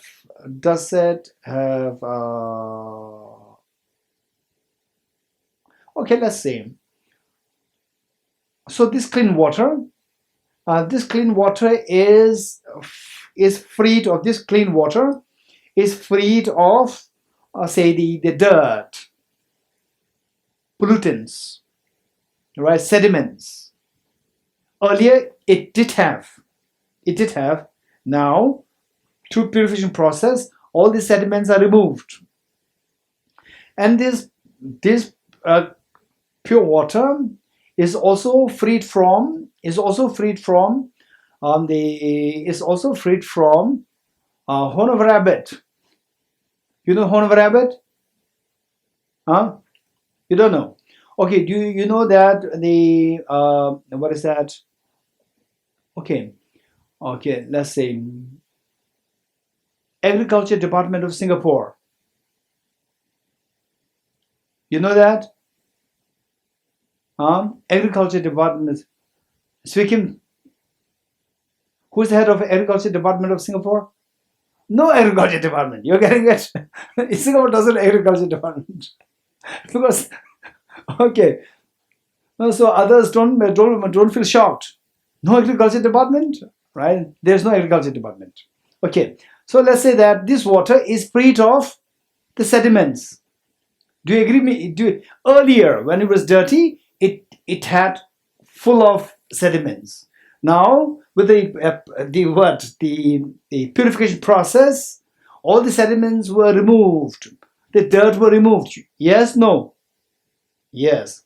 And it is also, this water is also free of the sediments brought by the Ministry of Culture of Singapore. Do you know that Singapore Ministry of Culture collects all the sediments?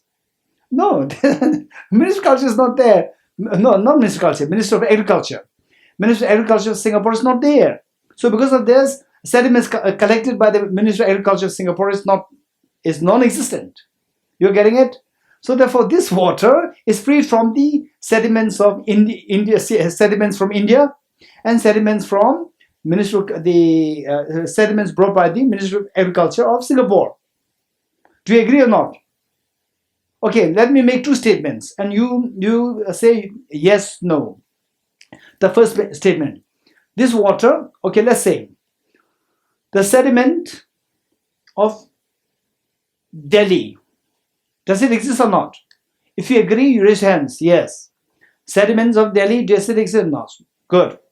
Sediments collected by the Ministry of Agriculture of India. Yes, no. Yes. Sediments collected by the Ministry of Agriculture of Singapore. Yes, no. No, you're getting it. It's non-existent. It's not. Sediment collected by the Ministry of Agriculture of Singapore is non-existent. So one is existent, one is non-existent. You're getting it? Okay, with this in mind, my question to you. This water now, which is purified after the purification process in Delhi, so this water is freed from the sediments of Delhi. Yes, no? Yes. This water is freed from the sediments brought by the Ministry of Agriculture of Singapore. Yes, no? Okay, it has. It has the sediment brought by the Ministry of Agriculture of Singapore. It has. It does not have. It does not have. Then why you are saying no? You have to agree with me that it is freed of the sediments brought by the Singapore Ministry of Agriculture. Yes, no? Yes, it is freed of both. One is totally non-existent. One is later development. One is non-existent right from the beginning. Right? So this is free from both. This is free from both the sediments. You're getting it? Okay.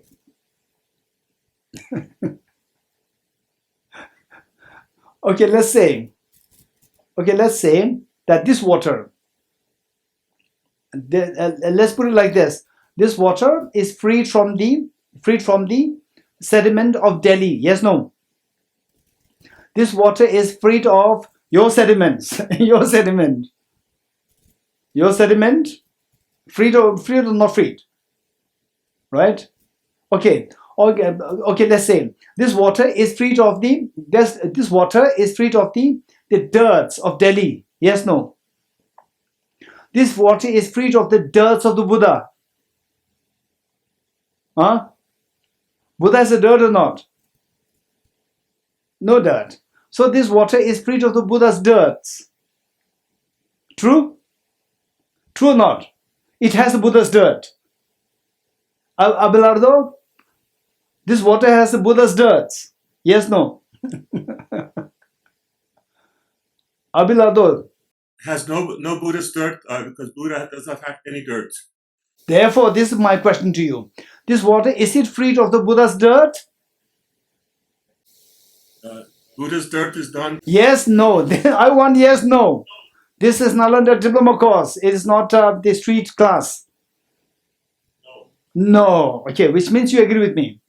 This water is freed of Delhi dirts. Yes, no? Yes. Yes. Okay, all of you tell me. This water is freed of Delhi dirt. Yes, no? Yes. This water is freed of Buddha dirts. Yes, no? Yes. Okay. Buddha dirt is something which does not exist at all. You're getting it? Delhi dirt exists, but this water is freed of that also. It is freed of both. One which is totally non-existent, one which is existent. It's freed from both. You're getting it? Likewise, the Buddha's mind is freed of two dirts.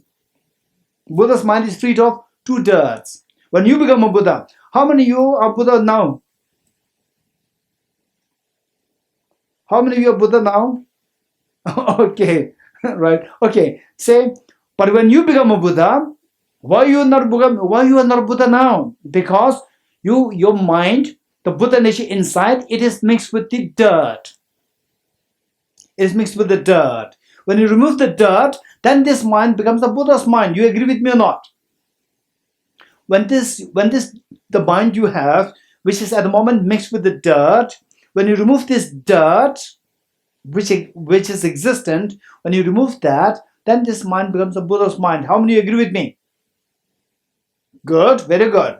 Okay, so when you become a Buddha, your mind will be freed from the dirt which existed before. Do you agree with me or not?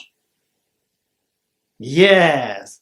And your mind will be freed of objective existence. Yes, no. Okay. In other words, nothing exists objectively. You're getting it? Nothing exists objectively. The Buddha's mind is also freed from objective existence. It is freed from the metal dirt. You're getting it? So one is the dirt of objectivity, objective dirt, and one is the conventional dirt. So Buddha's mind is freed of both. Our mind is, at the moment, our mind is freed of the objective dirt, meaning objective dirt, not the conventional dirt. Our mind is full of conventional dirt, but our mind do not have the objective dirt. What is meant by objective dirt? That our mind is not objectively real. You're getting it? Our mind is independent of objective existence. Our mind is freed of objective existence. You're getting it? So this water was never tainted by your dirt. Yes? Yes? This water was never tainted by your dirt.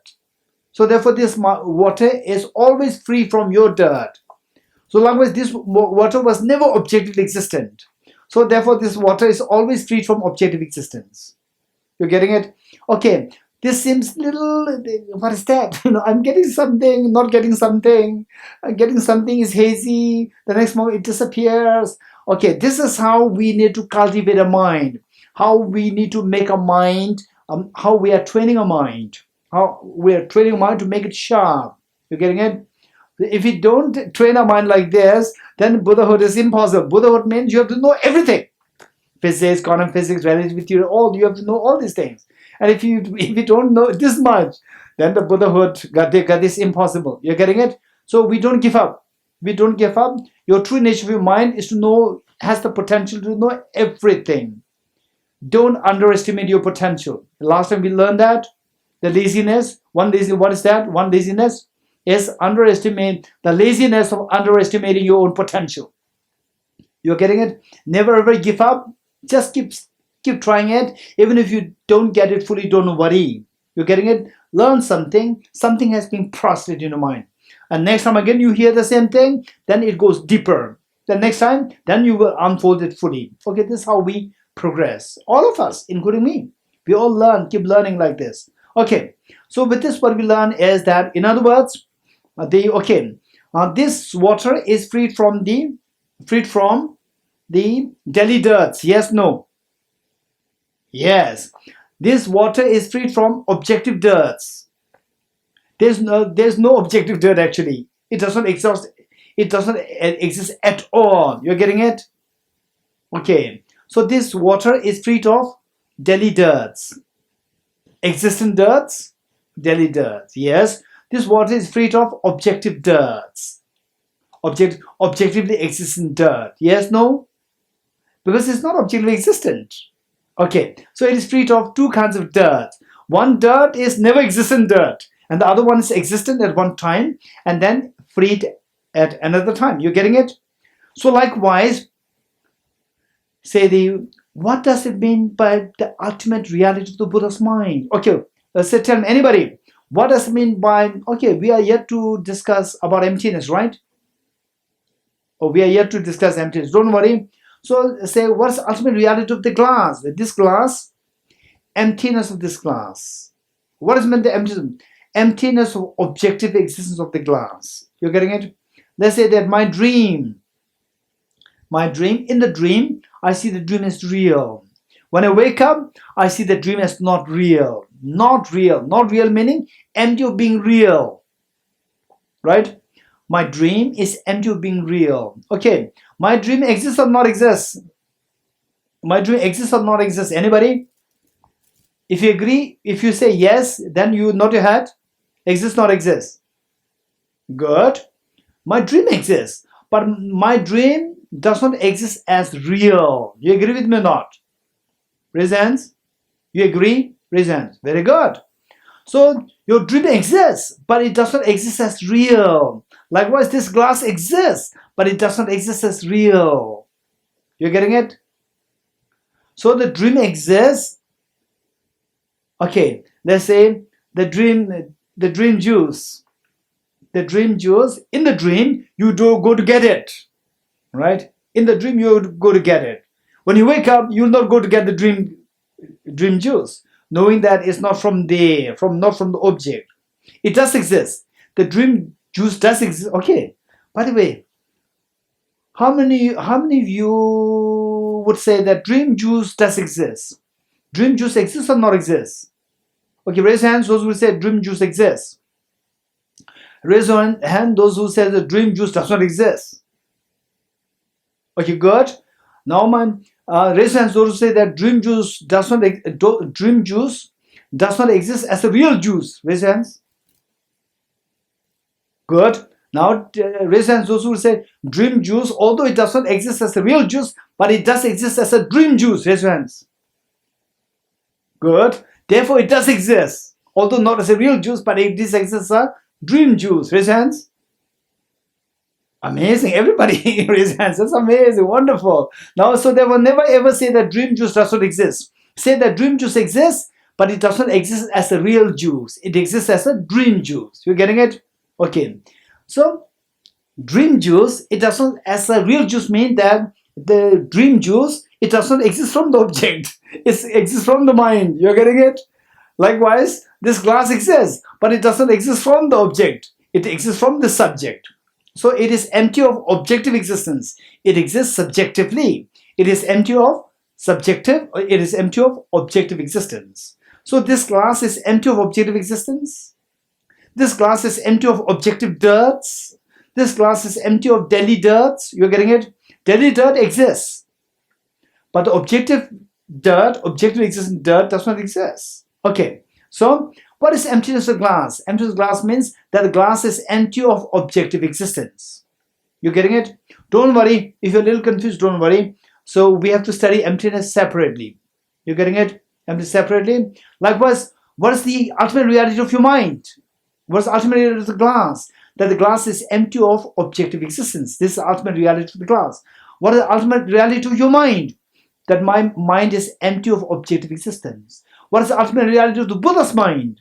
That the Buddha's mind is empty of objective existence. You're getting it? So the Buddha's mind is empty of objective existence. Empty meaning free. Empty. Buddha's mind is free of objective existence. And the Buddha's mind is free of the metal stains. You're getting it? So it's free of the metal stains. It's free of the objective stains. Objective stains does not exist at all. It is free of the objective stains. That is the emptiness nature of the Buddha's mind. So Buddha's mind has two qualities. One is that the Buddha's mind is freed of objective existence, and the Buddha's mind is freed of the metal stains. So the metal stains, we call it adventitious stains, and the Buddha's mind is freed from the true stains or the objective stains, and the natural stains, objective stains, natural stains. It is free from natural stains or objective stains, and it is free from adventitious stains. You're getting it? So from the point of view of the Buddha's mind, freed of adventitious stains, we say that, okay, Buddha's mind is freed of adventitious stains. Buddha's mind is freed of all the fears of life, right? All the fears of life. Okay. And Buddha's mind is freed of objective stains or the natural stains. This is the ultimate truth of the Buddha's mind. So the Buddha's mind has two qualities. Okay. Now, to wind this up, Buddha's mind, the natural dharmakaya. Natural dharmakaya is of two kinds. Natural dharmakaya is the quality of the Buddha's mind. Quality of the Buddha's mind freed of natural stains and freed of adventitious stains. Natural dharmakaya with respect to freedom from the natural stains. Natural dharmakaya with respect to freedom from adventitious stains. Okay, it may be a little complicated. Don't worry, just note them down. Note them down. Even if you don't understand fully, don't worry. So this will be clarified upon the later on learning about, number one, learning about emptiness, then later on learning about what is known as the isolates and the entities. This concept, isolates and entities. Once you learn this concept, then this concept that we are learning today will become very easy. And those of you who do not get this concept, the natural dharmakaya split into two. What are the two? I said that natural dharmakaya from the point of view or natural dharmakaya with respect to freedom from natural stains. Natural dharmakaya with respect to freedom from adventitious stains. Okay, I said two. If you don't understand it fully, I would ask you to ask me the same question when we study the concept on isolates and the entities. You're getting it? Okay, then it will become very easy for you. You're getting it? Okay, good. Okay, so these forms the five Buddha bodies. Two Buddha bodies, the overarching Buddha bodies known as Dharmakaya. And the two Buddhakayas are the Dharmakaya and Nirmana, the Rubakaya. And three Buddha bodies break the Rubakaya into two, form body into two. Dharmakaya, Sambhokaya, Nirmanakaya. Then the four Buddha bodies break the Dharmakaya into two. Natural Dharmakaya, the wisdom Dharmakaya, and then the Sambhokaya and Nirmanakaya form. And the five break the natural Dharmakaya into two. Natural Dharmakaya with respect to the freedom from the adventitious stains, and the natural Dharmakaya with respect to freedom from the natural stains. You getting it? Okay. With respect to natural stains means intrinsic reality, objective reality. Natural stains means nature. Nature means objective nature, intrinsic nature. That it does not have intrinsic nature. This is meaning. Natural stain meaning intrinsic nature. That it is not intrinsically real. It does not have the intrinsic stains. Okay. This is the point. So now the next, I need another 10 minutes for the next session, not today. Next session, another 10 minutes to wind this up, complete this up with the two realities that we live in, the ultimate truth and conventional truth. True truth, on the basis of this, the two paths, the method and the wisdom. Because of the two paths, the two results, Dharmakaya and the Rubakaya. So this, on the basis of the two truths that we live in, from this we can take the ground of these two to go to the two paths, wisdom and the method. With these two paths, then we achieve the Dharmakaya and the Rupakaya, two results, two Buddhakayas. Okay, this is what we're going to learn in 10 minutes, the next class, and then we will do the 10 systems. 10 systems in summary, not in detail. In detail, we will study as a part of Nalanda Master's course, NMC. So here we're going to do it in a summary form, 10 systems. For that matter, the book, The 10 System, Precious Garland, will be, the soft copies will be given to you, and but we are not going to go into detail. We're just going to have a summary of that, but there's no harm for you to have a copy of that from the Precious Garland 10 System. Okay, we stop here. 1 or 2 questions if you have. 1 or 2 questions if you have.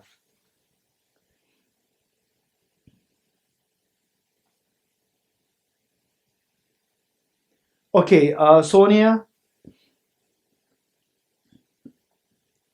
Thank you, Geshe-la. Is regarding to the single-pointed concentration. So I was doing, can you hear me? Yes. I was doing with a Buddha's image, mentally. Okay. But now, because you said so, I'm also doing with the counting the breath. Yes. I'm not so sure if I should choose only one object or it's okay to alternate in between them.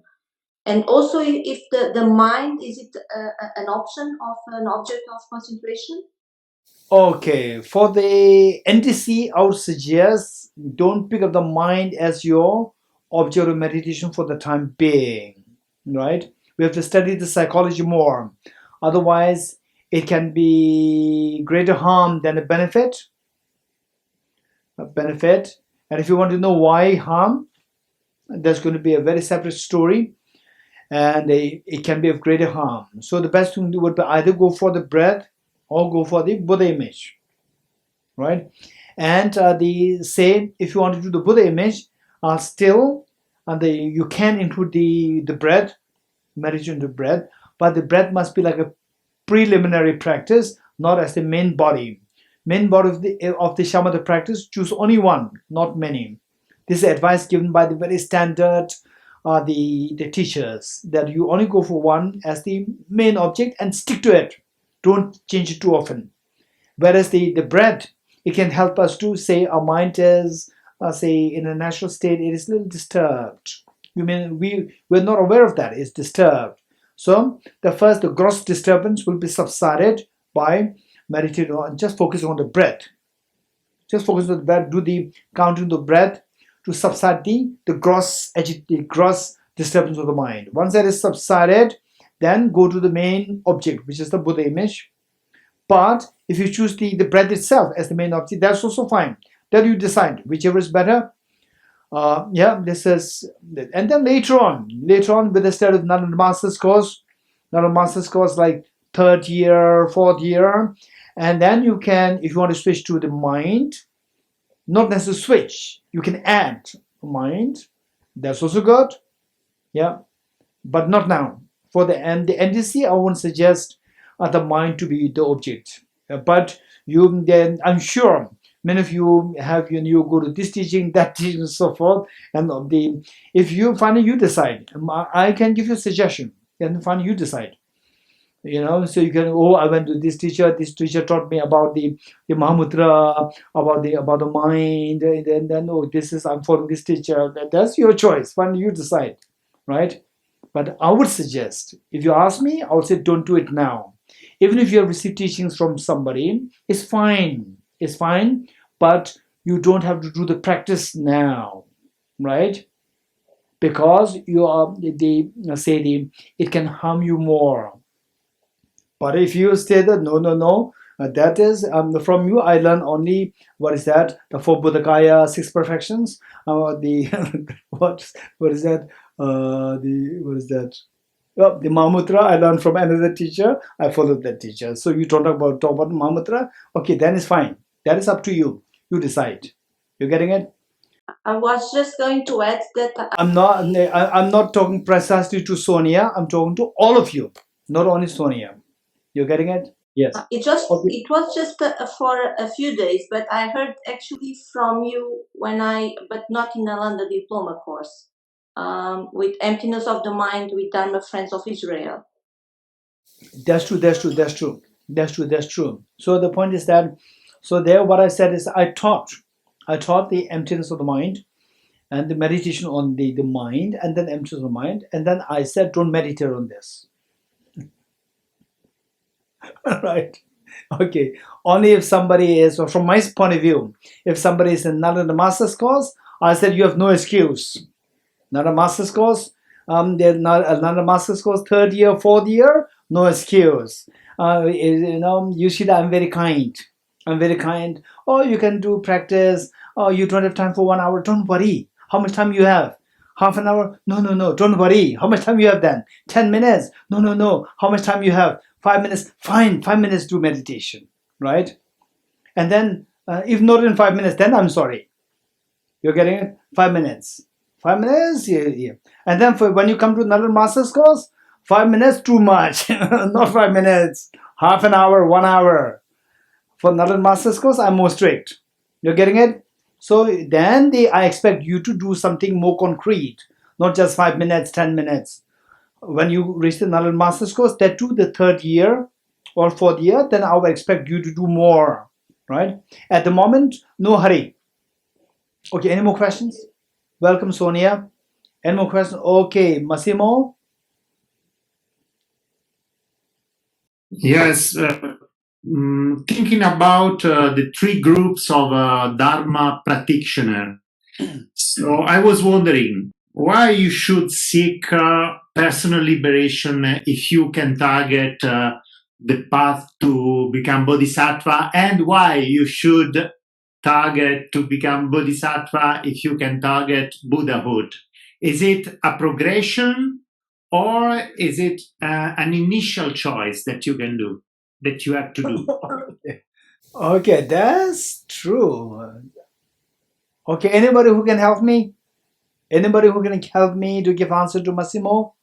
This is a serious question. Anybody? Did you all follow the question? Raise your hands. Yes. You follow the question. I follow the question. Good. How many of you, anybody who can help me to give answer to this question?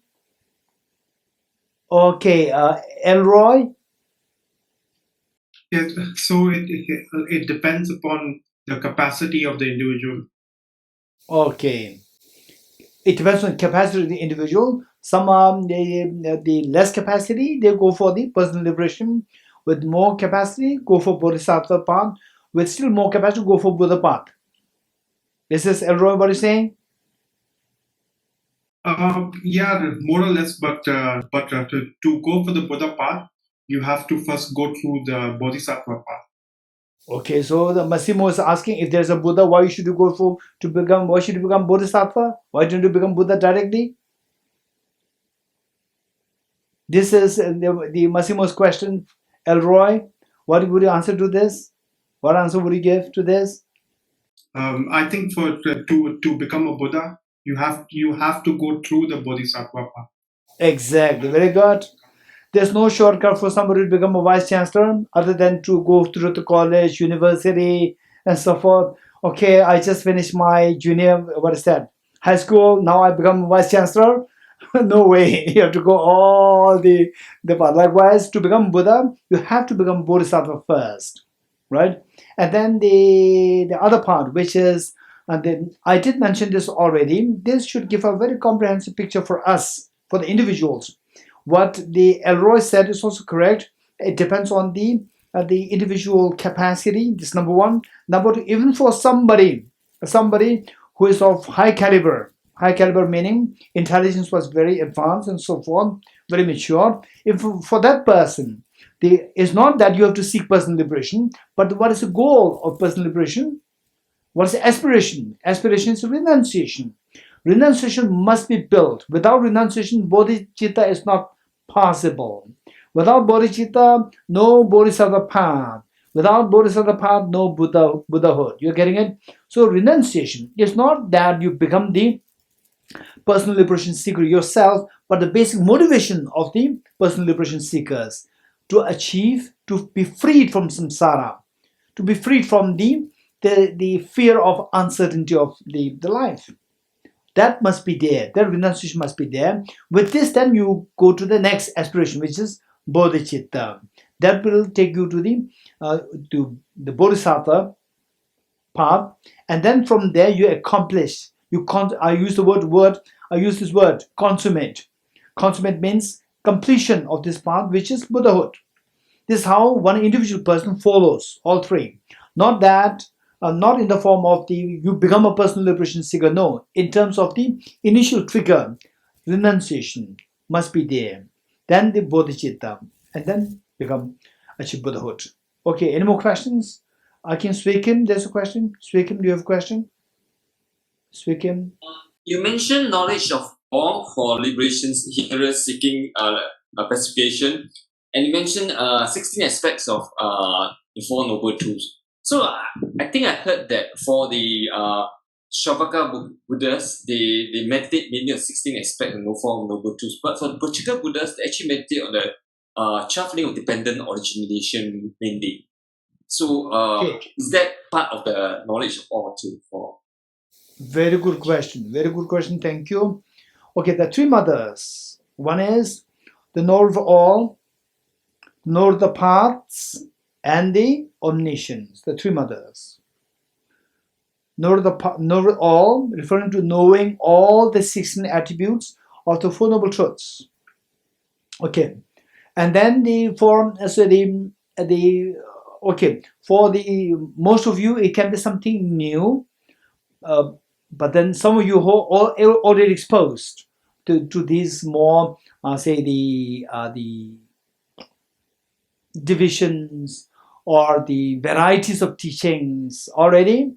Then the things that the tennis systems. Okay, the next is the tennis system. So 4 tennis systems are there. So it depends on which tennis system.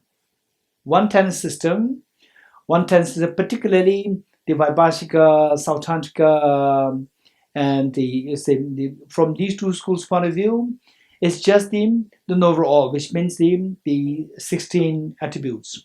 And then from the Chittamatra, and then the Svatanta Madhyamika, then for the hearers, Shravakas, and Pratik Buddhas. Pratik Buddhas, you add the dependent origination. 12 links of dependent origination, this is added. And then particularly from the Svatanta Madhyamika point of view, Svatanta Yogacara Svatanta, okay. For others, don't worry. So I'm doing this just to address the Swikim's question. So there, then you add the Chittamatra philosophy also. Chittamatra philosophy on top of the dependent origination. And so this is generally speaking, the personal liberation seekers, they understand the Four Noble Truths and the 16 attributes. And the Four Noble Truths can be studied in more detail into the 12 links of dependent origination. More details. So the more detailed version are Pratik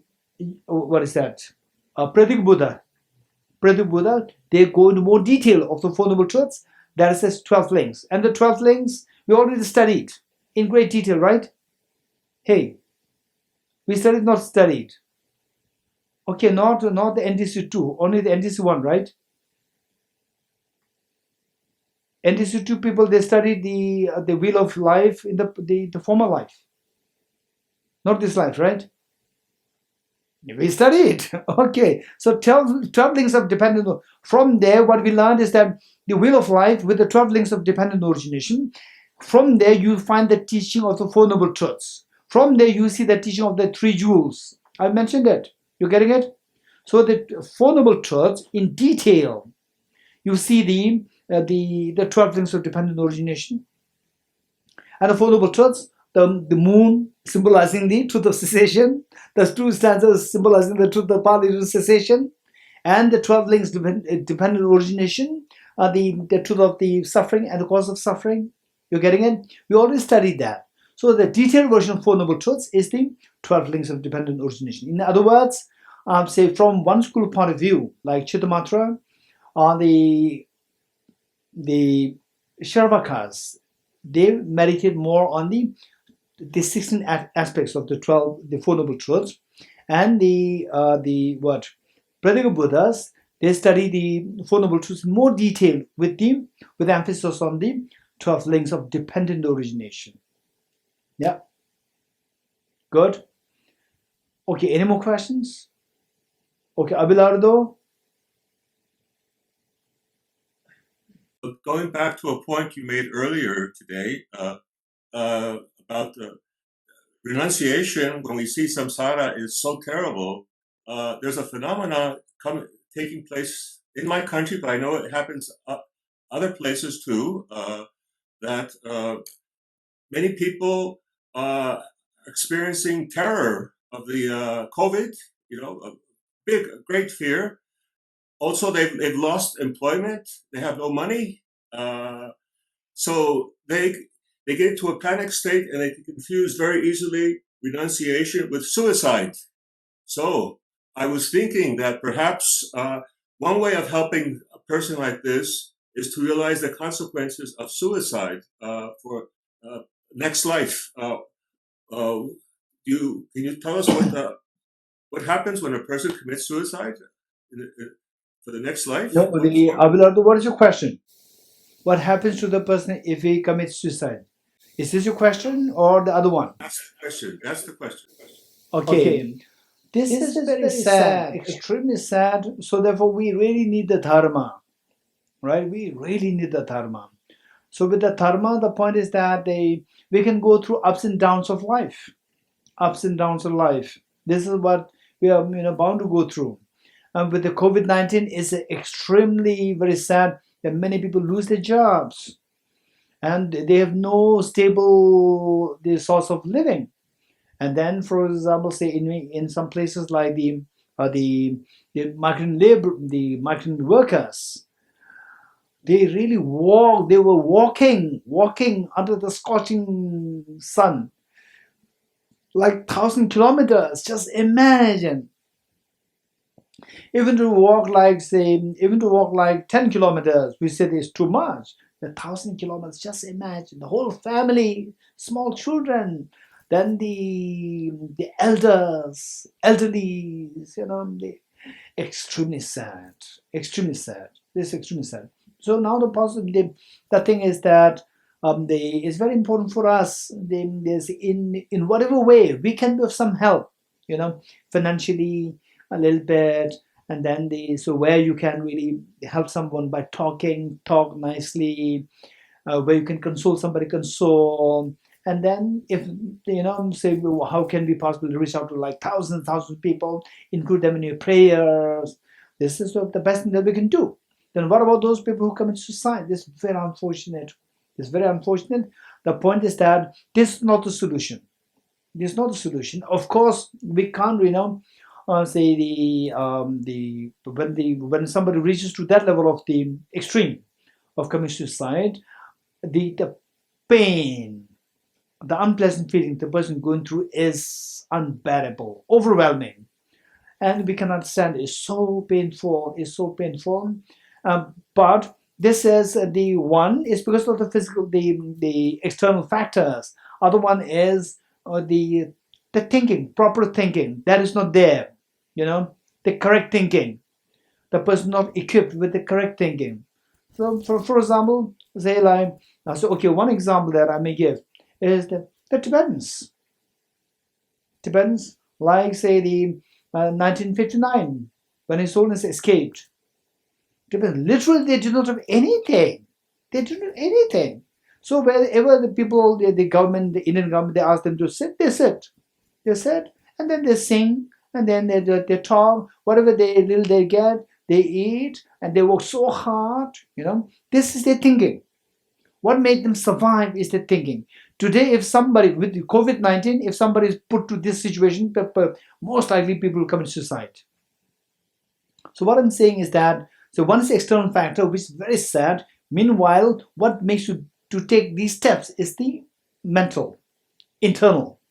So internal, we need a proper information. We need a proper information, and with the proper information, then we can say that we can save ourselves. We can save ourselves, and say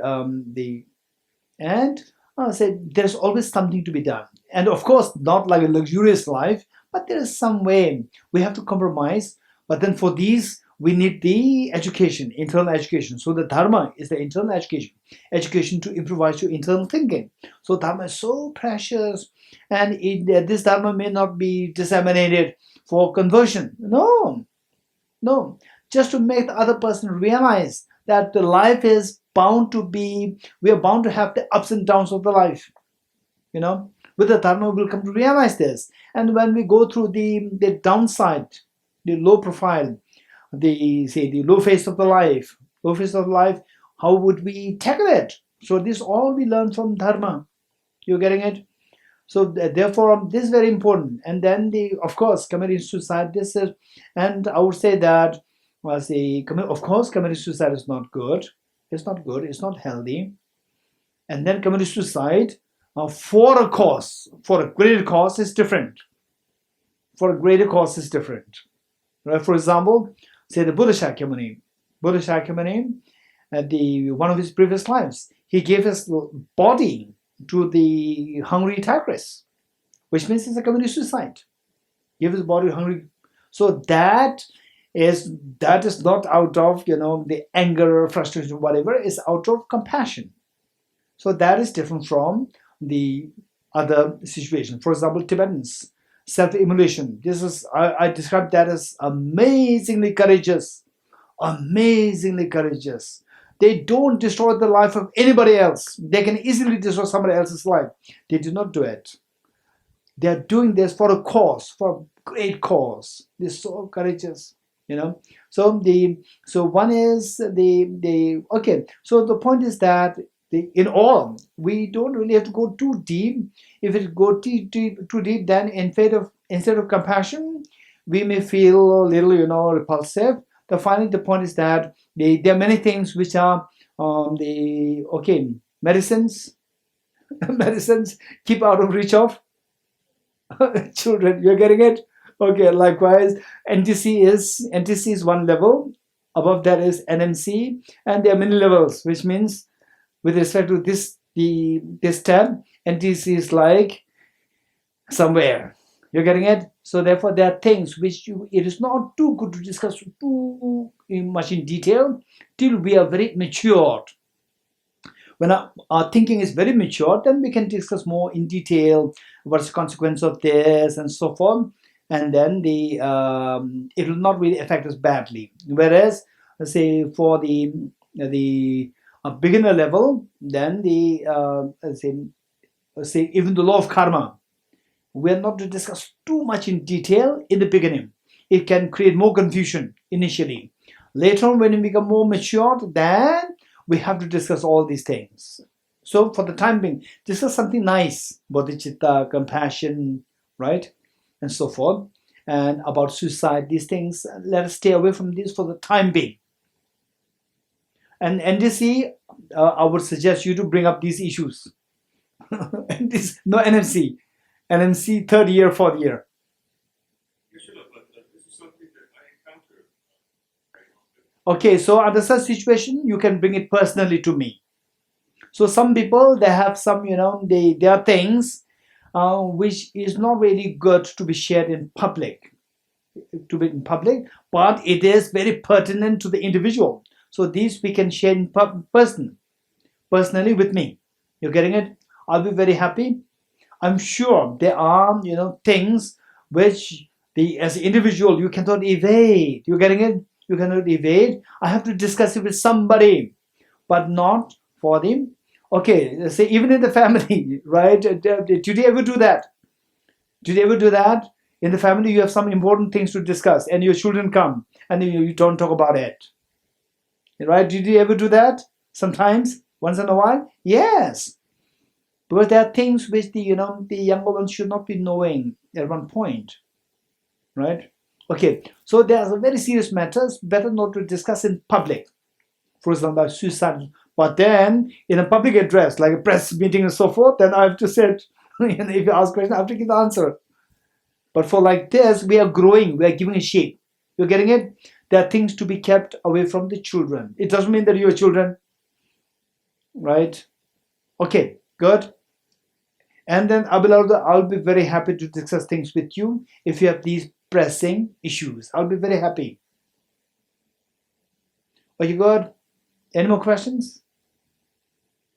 Any more questions?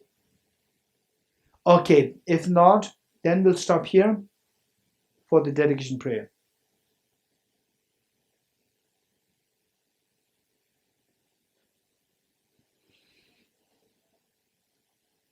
Okay, we have 1 minute. Go back. Debates, go back. No, you can talk. Okay. Okay, it's not just me saying this. This is very important. BBC, right? Before they show some pictures, there's warning given. What's the warning given? Anybody? Carolyn Ming? Huh? You want to say something? What kind of warning is given? Disclaimer. What disclaimer is there? It may be violent, or it might have some like forewarning, like that it might have some very, I don't know what's the words now. Yes, you have seen that. How many have seen that? Raise hands. Have you seen that? Raise hands. Very good. Some, what is it? Graphic. What is that? What's the word? Disturbing. Disturbing. They use the word disturbing. Or in some cases they say disturbing images are there, graphic images are there, right? You have to watch it at your own discretion. You're getting it. These warnings are given. You're getting it, Abelardo. Before you talk, you give the warning to all of them. So some of them may close their eyes, some may close their ears, right? Warning should be given. Abelardo, you do not give the warning. Right? First you have to show this. Graphic images there. Right? Suicide. Right. Okay. The point is that this is very important for us, that there are these issues there. Unless very pressing to be discussed in public, better to stay away for the time being. Otherwise, you have to give the warning there. Okay, this is given by even BBC, not me, Abelardo. Okay. Yes, Abelardo. I just want to know, I thought that I could help people in this state by telling them what happens in rebirth. You will go into a lower realm of some kind if you suicide. This is what I'm saying. So better not. The point is that I said this is not good. I said it already. This is not good. And then the person already died. We should feel sympathy. We should be compassionate for the person having gone through all these pains. Person did not commit this because of for other reasons. It's because of the unbearable pain. We should empathize for that. And then now going to hell realm like this. And then this is by no means it will help the person. By no means it will help us, right? So it will only make us feeling, oh, now this person is going to hell realm. Instead of that, we feel, we express condolence, we express compassion. So therefore I said, it is not good. So this you have to take the clue. It is not good. It is not good to take this step. It's not good at all. Unless until for an incredibly important goal or important cause, like what the Buddha did in one of his previous lives, giving his body to a hungry tigress, and the Tibetan self-immolators for an incredibly great cause. These are different stories. Otherwise, I said it's better not to always. It is not at all advisable to go to that extreme, right? But we have to empathize with them. We have to pray for them. Yeah. And by the way, Abelardo, don't discuss these with small children, family or wherever, right? they will be very scared. Yeah. Okay. Yeah.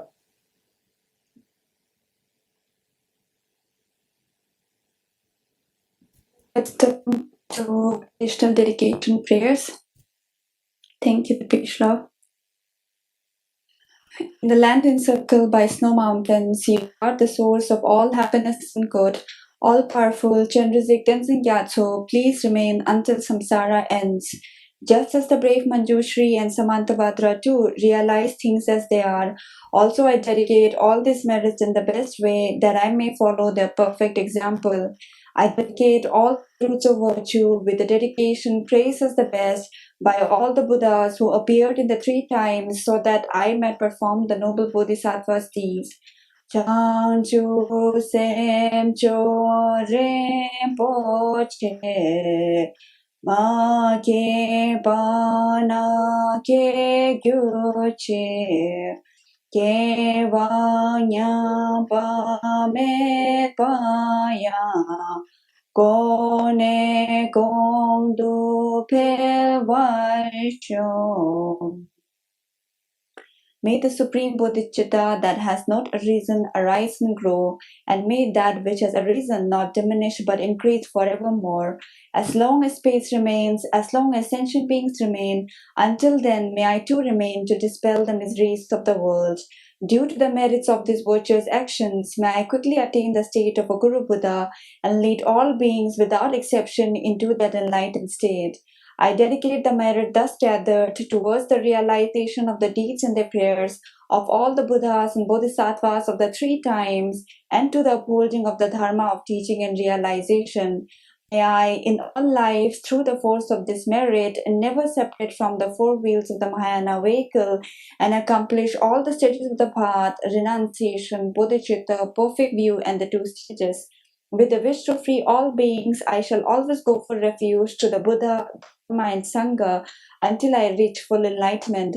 Inspired by wisdom and compassion, today in the Buddha's presence, I generate the mind of full awakening for the benefit of all sentient beings.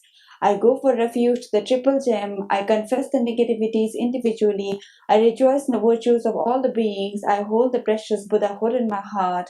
By the power of practicing and supplicating to you, may all be free from sickness, poverty, and conflicts, and may Dharma and the auspiciousness proliferate in all the places where it abides. The path of the union of emptiness and compassion is lucidly explained by the protector of both the Dharma and the beings of the land of snows. You are the lotus holder Tenzin Gyatso. We supplicate you that your wishes are fulfilled spontaneously. May the operations of evil thoughts and deeds of the negative forces of humans and non-humans who harbor malice through perverted prayers against the teachings of the Buddhas be totally vanquished through the power of the truth of the 3 jewels. In all my lives, never separated from perfect gurus, may I enjoy the magnificent Dharma by completing the qualities of the stages and the paths. May I quickly attain the state of Vajradhara.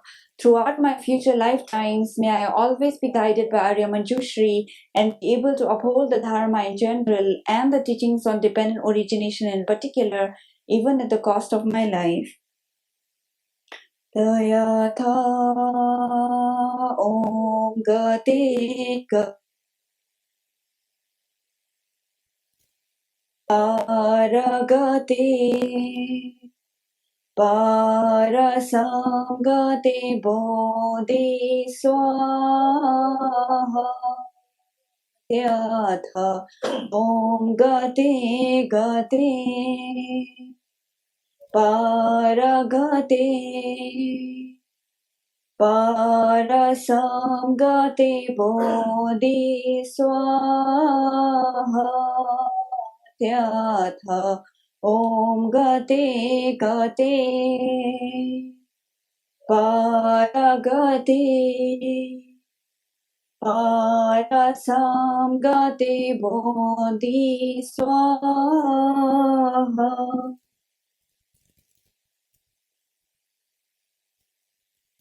Thank you, Geshe-la. Thank Thank you, you, Geshe-la. everyone. Thank you, Geshe-la. Thank you, Sheila. Thank you, Geshe-la. Thank you, Geshe-la. Thank you, Geshe-la. Thank you, Geshe-la. Thank you, Geshe-la. Thank you, Geshe-la. See you all next time.